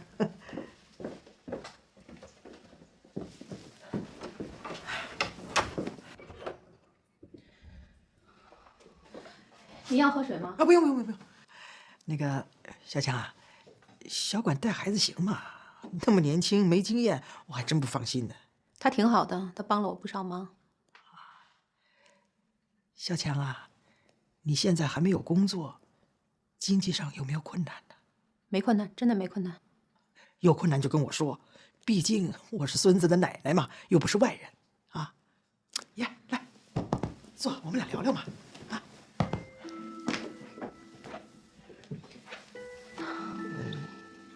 小强啊，那个光要把鉴定报告给我看了，我收起来了。以前冤枉你了，过去不说了。我要说的是，谢谢你啊！你还愿意主动去做亲子鉴定，我非常感激你。我们刘家终于有后了，我也对得起光耀死去的爸爸了。我可以常常来看看他吗？毕竟名正言顺了，是不是？我是想说，你忽然来，是不是还有什么别的意思？啊，我是想啊，那个你要是孩子带不过来呀，我可以帮着带的。光耀就是我一手带大的，我有经验。您现在年纪也大了，好好享享福吧，保护好自己的身体最要紧。我每天都锻炼的，我的身体你不知道吗？我身体好得很呐，尤其要带自己的孙子，我浑身都是劲儿。我的孩子我一定要自己带的。哎，是，哎，那个，我可以常常来看看他吗？这奶奶看孙子嘛，天经地义，是不是？也不是。你今天忽然来，我都觉得挺意外的。是，我今天是失礼了，没打招呼就来了。可是既然已经来了，以后再来就不意外了，是吧？我的意思，你一下说要常来看毛毛，我没有心理准备，这个我也得跟家里人再商量一下。这有什么好商量的？我是奶奶，他是孙子，我们有血缘关系啊。再说了，哦，不让奶奶看孙子，这要传出去，人家说你与小强不通情理的。好了，毛毛既然不在，我就先走了啊。这些东西您带回去吧。哎，这点东西算什么？我所有的财产给毛毛我都愿意啊。好了，不吵你了啊。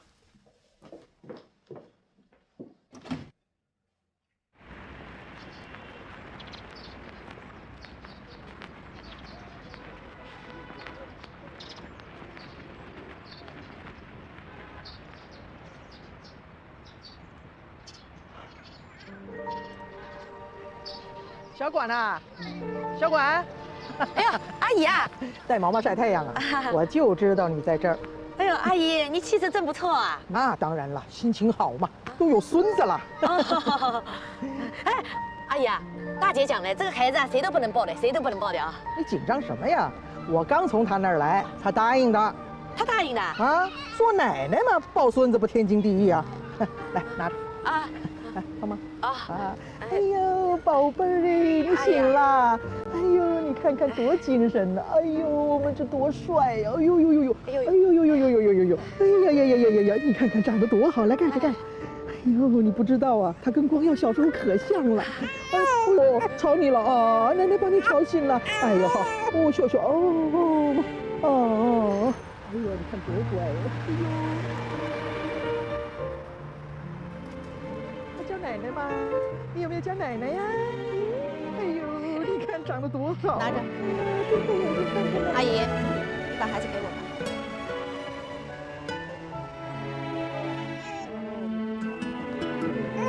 我们回家了。小强，我抱抱孩子有什么关系？你怎么这样啊？走啊。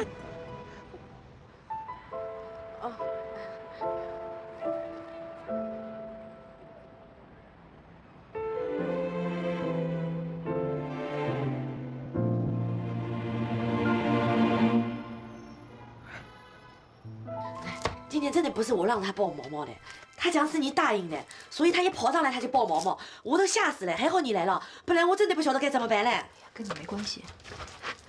哎，小款，这事千万别让佳敏知道了啊。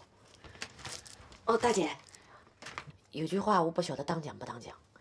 高红阿姨之前是做了很多不应该做的事情，但是她毕竟是毛毛的奶奶嘛，奶奶抱抱孙子也是天经地义的嘛，对吧？老张啊，你也知道我这个人呢，个性倔强，我不到万不得已，我不会来求你帮忙的。怎么了？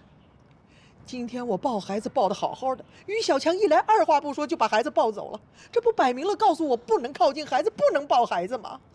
老高啊，离婚让于小强真的很伤心。你们那会儿指责孩子不是老刘家的，这不等于断了跟孩子的联系吗？现在做了亲子鉴定，就要把孩子要回去，这世上哪有不付出就要得回报的好事儿啊？我没有说现在就要抱回去啊，我只是希望能够让我看看孩子，抱抱孩子，我带带孩子。是，他们离婚的时候是闹得一塌糊涂的，但是大家都有错呀。再说了，孩子是无辜的，他毕竟是我们家刘光耀的亲生骨肉啊。为什么我一个做奶奶的，我连我自己的孙子我都不能看呢？你不知道，我抱着这个孩子的时候那份亲啊，那真是血浓于水呀，打心里头亲啊。老高，你冷静点。我怎么冷静啊？远在天边，近在眼前，我自己的孙子我不能碰，我不能抱，不能看啊。那老高，你让我怎么帮你呀？老张啊，你跟小强的妈妈是世交，也是你到我们家告诉我小强怀孕的事儿。我请你帮忙，跟小强说一声，允许我去看看孩子，求你了，他听你的。可是之前你们把于小强伤得这么重，这我都知道的。我在这件事情上不能没有立场。你是拒绝我？对，我得尊重于小强的选择。老张啊，你真是太不通人情了。是我不通人情，还是你们冷酷无情啊？老高啊，你知道于小强生下这孩子多么不容易吗？他是被你们家小三气得早产，差点没命，你知道吗？在他最需要你们的时候，你们人呐都上哪儿去了？可以告诉你，这世界上没有谁比于小强更爱毛毛，也没有谁可以不顾及他的感受，把孩子据为己有。如果认为我拒绝你就是不通人情，对，我就不通人情，因为不是所有的伤害说原谅就能原谅的。对不起了。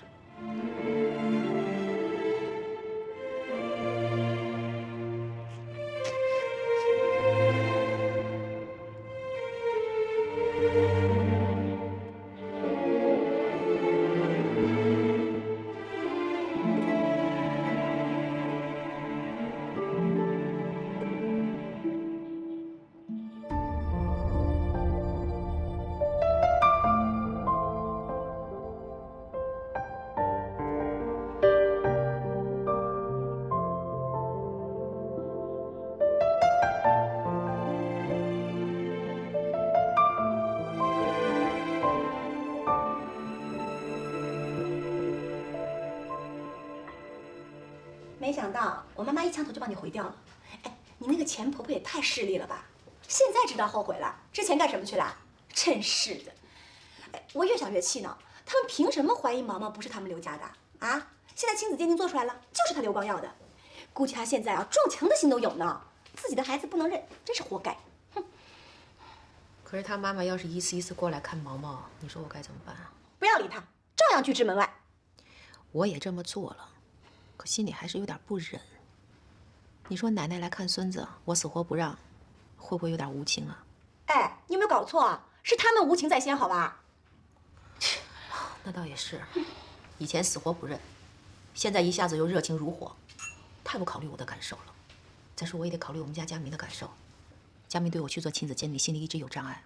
本来他一心一意把毛毛当自己的孩子养，你说现在刘家人一次一次跑过来，那不等于无时无刻都在提醒他？毛毛不是他生的，你说他心里怎么受得了？对呀，包佳明这个人啊，再厚道也受不了这个打击的。小强，我跟你说啊，你听我的，人来了不让看，来了就赶，门都不让进。她像个恶婆子一样的。哎，对待这种人就不能心慈手软的。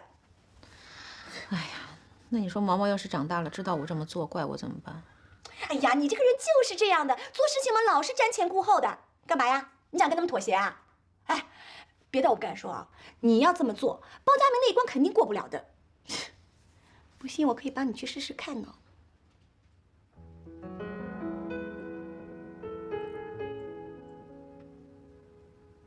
我今天又去找于小强了啊？不是，我想孩子嘛，一个人在家里头憋着难受。那你是不是跟他提亲子鉴定的事了？那当然了，我还试探着问他呢。说毛毛能不能让我带，让我养。他一口就回绝了，一点也不给面子。您呐也是太着急了。哎，亲子鉴定不能白做吧？那你说孩子还认不认呢？你别问我这个，一问这个我就纠结，我都不知道该怎么办。你不知道该怎么办，那就听我的。你说。第一，找周律师，问他如果小强不让我们带孩子看孩子，我们该怎么办？做什么准备？第二呢，我们仍旧采取主动，经常没事就到于小强那里去走动走动，软磨硬泡的软化他。第三，给孩子准备一笔钱。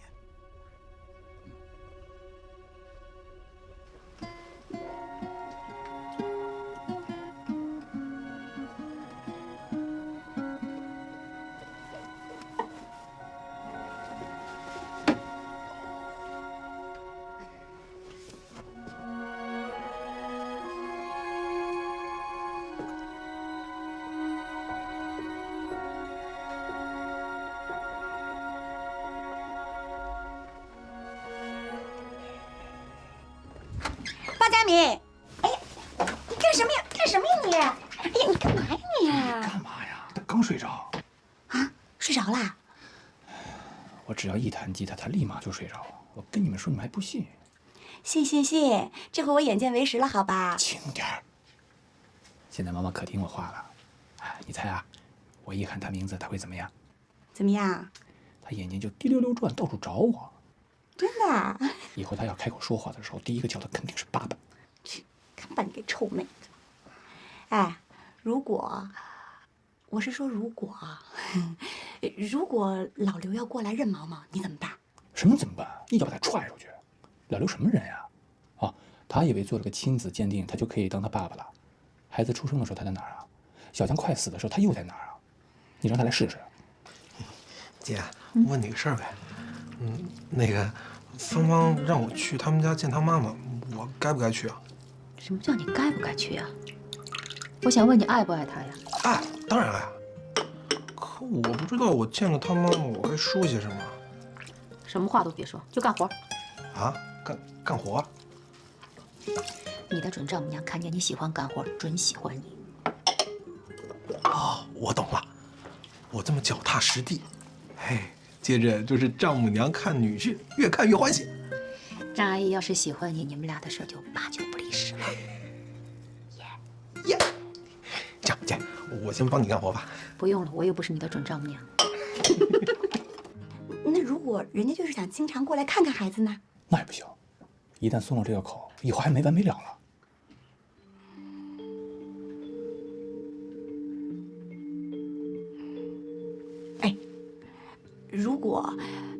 我是说如果啊，如果要是于小强同意呢，他同意他们经常过来看孩子，你怎么办啊？你觉得于小强有那么二吗？如果他同意他们来，这就等于是引狼入室，羊入虎口。那倒也是啊。你还有什么其他的如果要问吗？哦，没有了。你确定于小强没有别的要问了？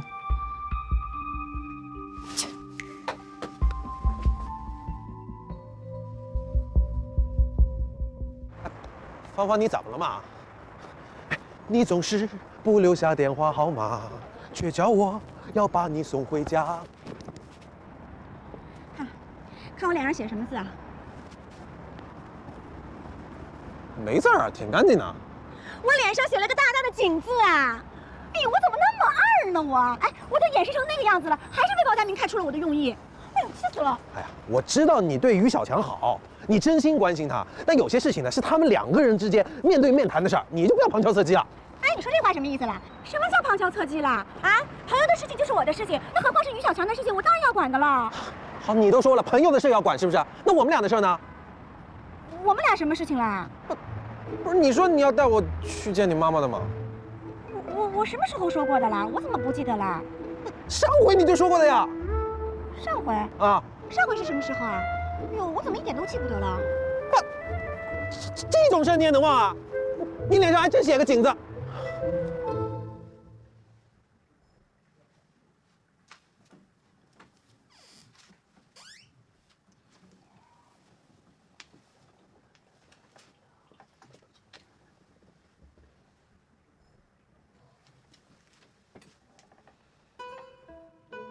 怎么了？过来。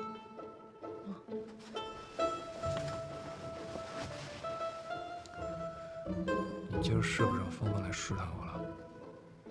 试探什么呀？那些问题是不是你让她来问我的？他问你什么问题了？于小强，你怎么那么能装呢？我装什么了呀？没劲。怎么了？睡觉。不睡，你睡了我怎么睡啊？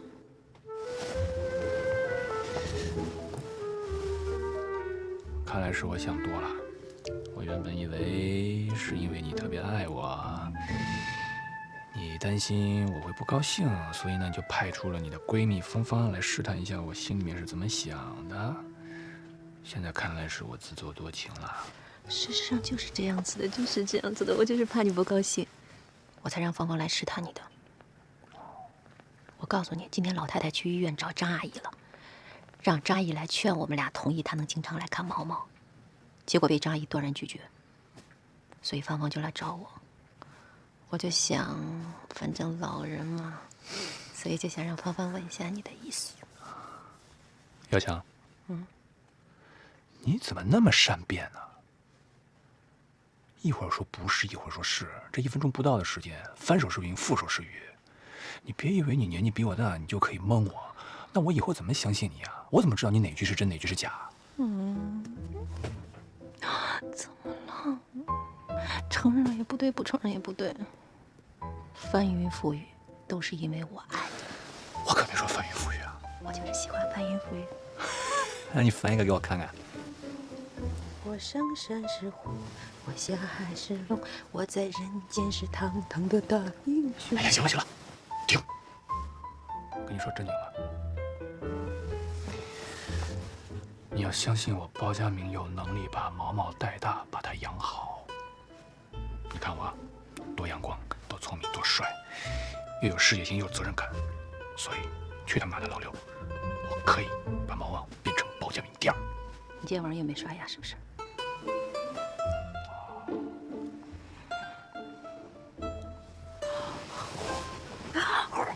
哎呀妈呀！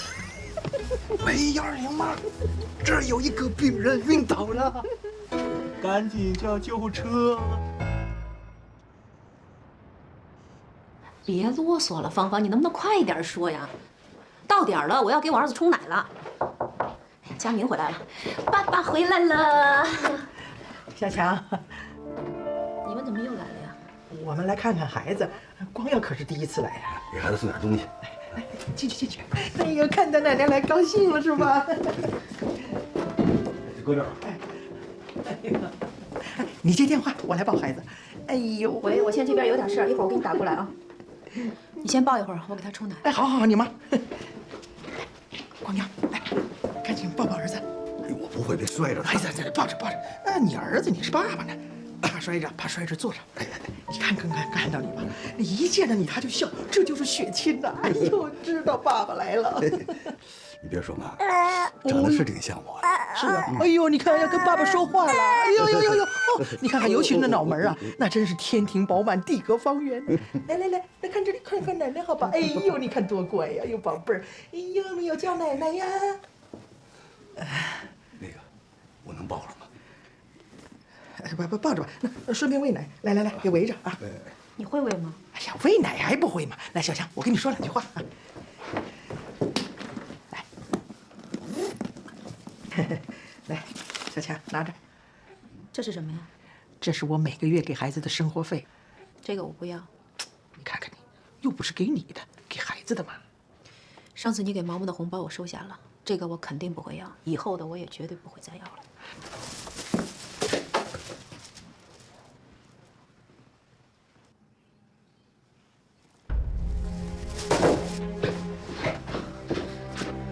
把孩子给我。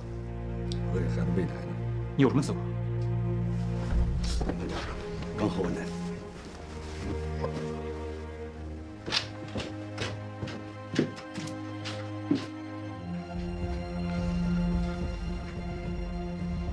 小强，亲子鉴定咱们已经做过了，我的亲生儿子我抱抱怎么了？你爱人太过分了吧？马咱们走。我还有话要说呢，你到下边等我。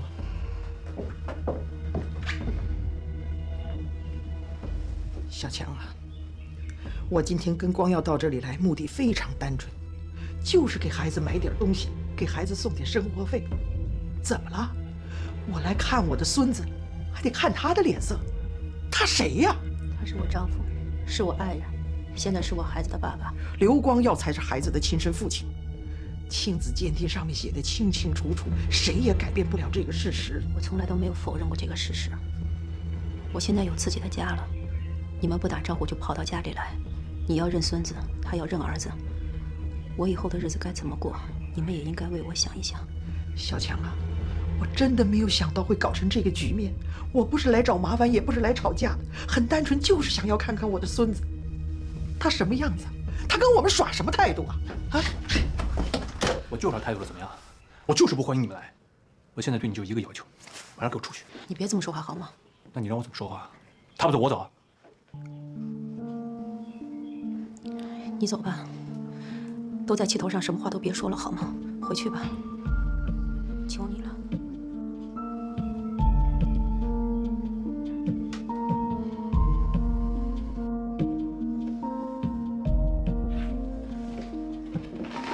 这个拿上。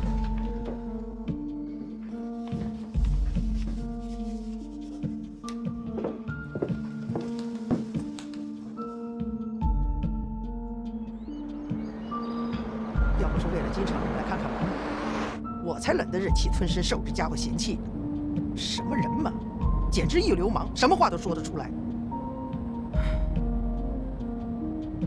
哎呦，毛毛真可爱呀，真是太可爱了。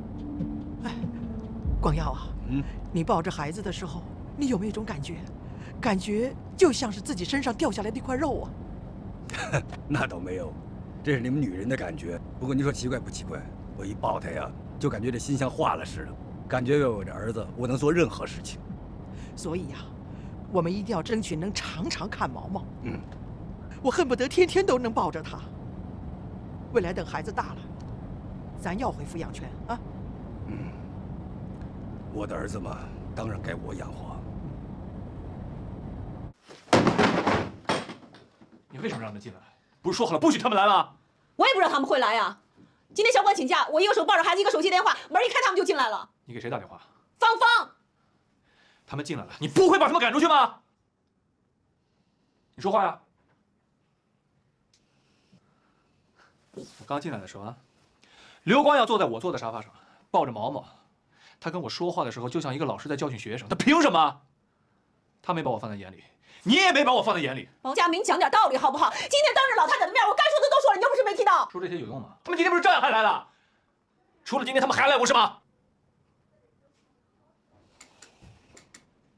你怎么不说话呀？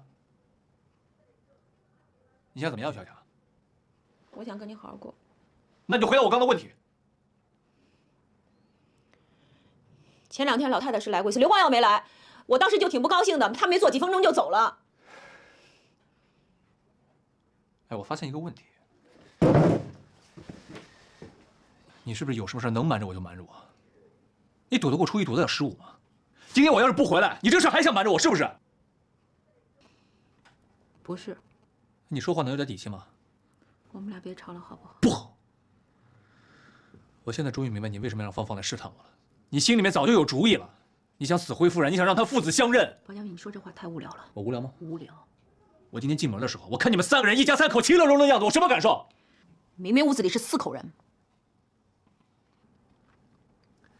你别跟我说不过你不说了。哎，你想怎么样吧？我想怎么样，你不知道吗？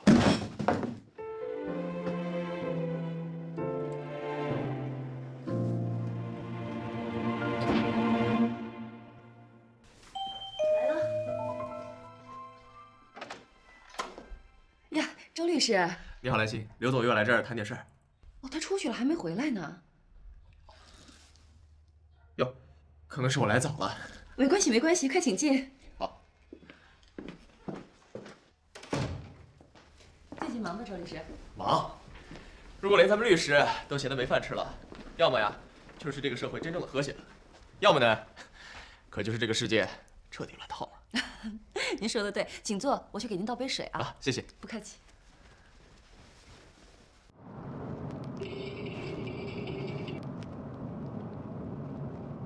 喂，小强，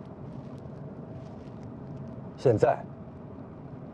哦，也行也行，那在哪见面呢？好，没问题，那咱们一会儿见。嗯。小强说要跟我单独见个面聊聊。他回心转意了？但愿如此吧。我先给您送回去，然后我去找他。哎，你不是跟周律师有约吗？哟，您要不说我差点忘了，我赶紧给他打个电话。别打电话了，你赶紧靠边吧，我自个儿打的过去告诉他，顺便跟他聊一聊。你赶紧到小强家去。没约到他家，在他们家那边的一咖啡馆里面。约在外边谈呢？啊，那恐怕没什么好事儿。我们一块儿去。没事儿的，他说了想跟我单独谈谈。哎呀，那不就是谈毛毛的事儿吗？儿子，现在毛毛可是妈妈我唯一的盼头了。你想想看呢，我一个人在家里头孤苦伶仃的，我多渴望我的孙子能带给我一点欢乐呀！我就怕你跟小强谈崩了，到时候啊就断了我的盼头。我跟你一块儿去，你有些话不方便说呀，我可以说，我可以倚老卖老。再说了，我能抓住小强的软肋。啊，我明白，但您去了，他要真误会了，反而不好谈。您放心，我能对付。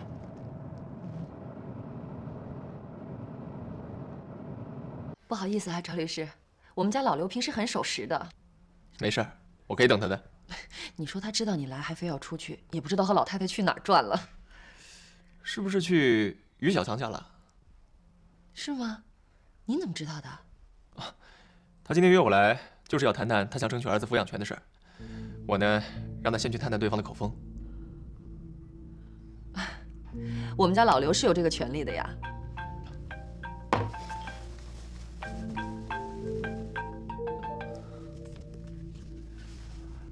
喂，刘总。哎，周律师，您是不是快到了？我到了有一会儿了。哦呀，真是抱歉，我是临时有点事儿，现在过不去了。你看这样行不行？咱们下午见个面。下午不行啊，我2点要出庭。哦，那在哪个法院呢？长宁法院。哎，那正好，我在长宁法院旁边的 Mango Six，我在那跟人谈事儿。那这样，我谈完事儿呢，找您，咱们找个饭店一块儿吃个饭，咱们边吃边聊，好不好？行，那咱们中午见。OK。那行，那我就先走了。刘总他临时有事，我们俩约了在外面谈。不好意思啊，害你白跑一趟。你们约哪儿了？不会耽误你下午出庭吧？不会，他正巧呢就在法院附近那家 Mango Six 咖啡馆，我在那儿找个饭店，就利用午饭那点时间，正好2不耽误。啊，行，安排好了就行。那我送你。对。有什么想法？谈谈。好吧，我们家不是客栈，你结婚了，我也结婚了，我们现在都有各自的生活了，不要随便就上我们家来，好吗？我承认我们没打招呼上你们家，这是我们的不对，我向你道歉。不过，我们虽然各自都再婚了，但孩子毕竟是我们的。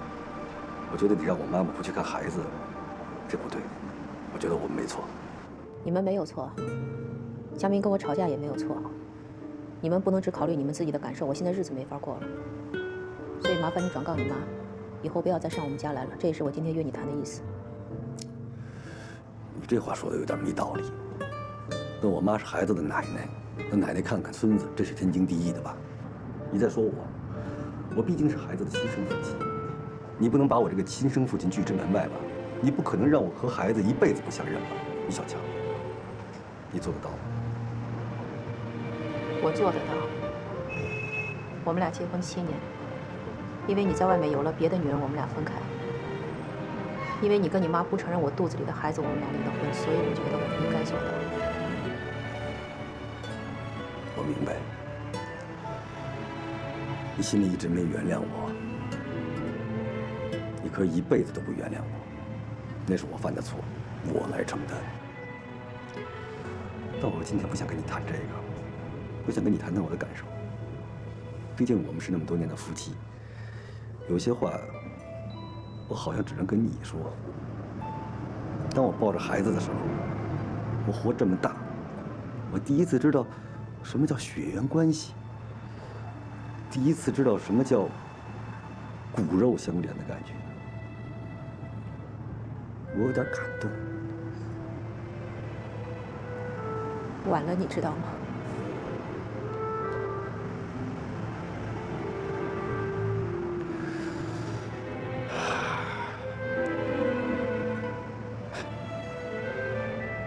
我到这岁数了，事情也经历了不少，有些事儿也都明白了。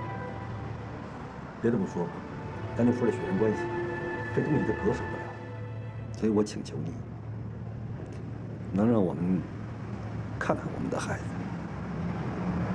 让我们为我的孩子做点什么，能出钱出点钱，能出力让我出点力。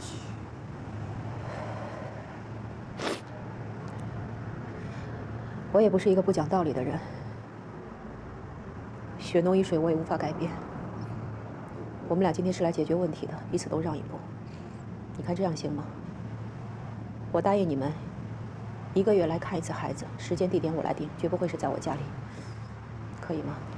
那先谢谢你。不过，我妈那儿我可能不大好交代。你说1个月看一次孩子，时间有点长，你看看，能不能1个月看2回？我答应你。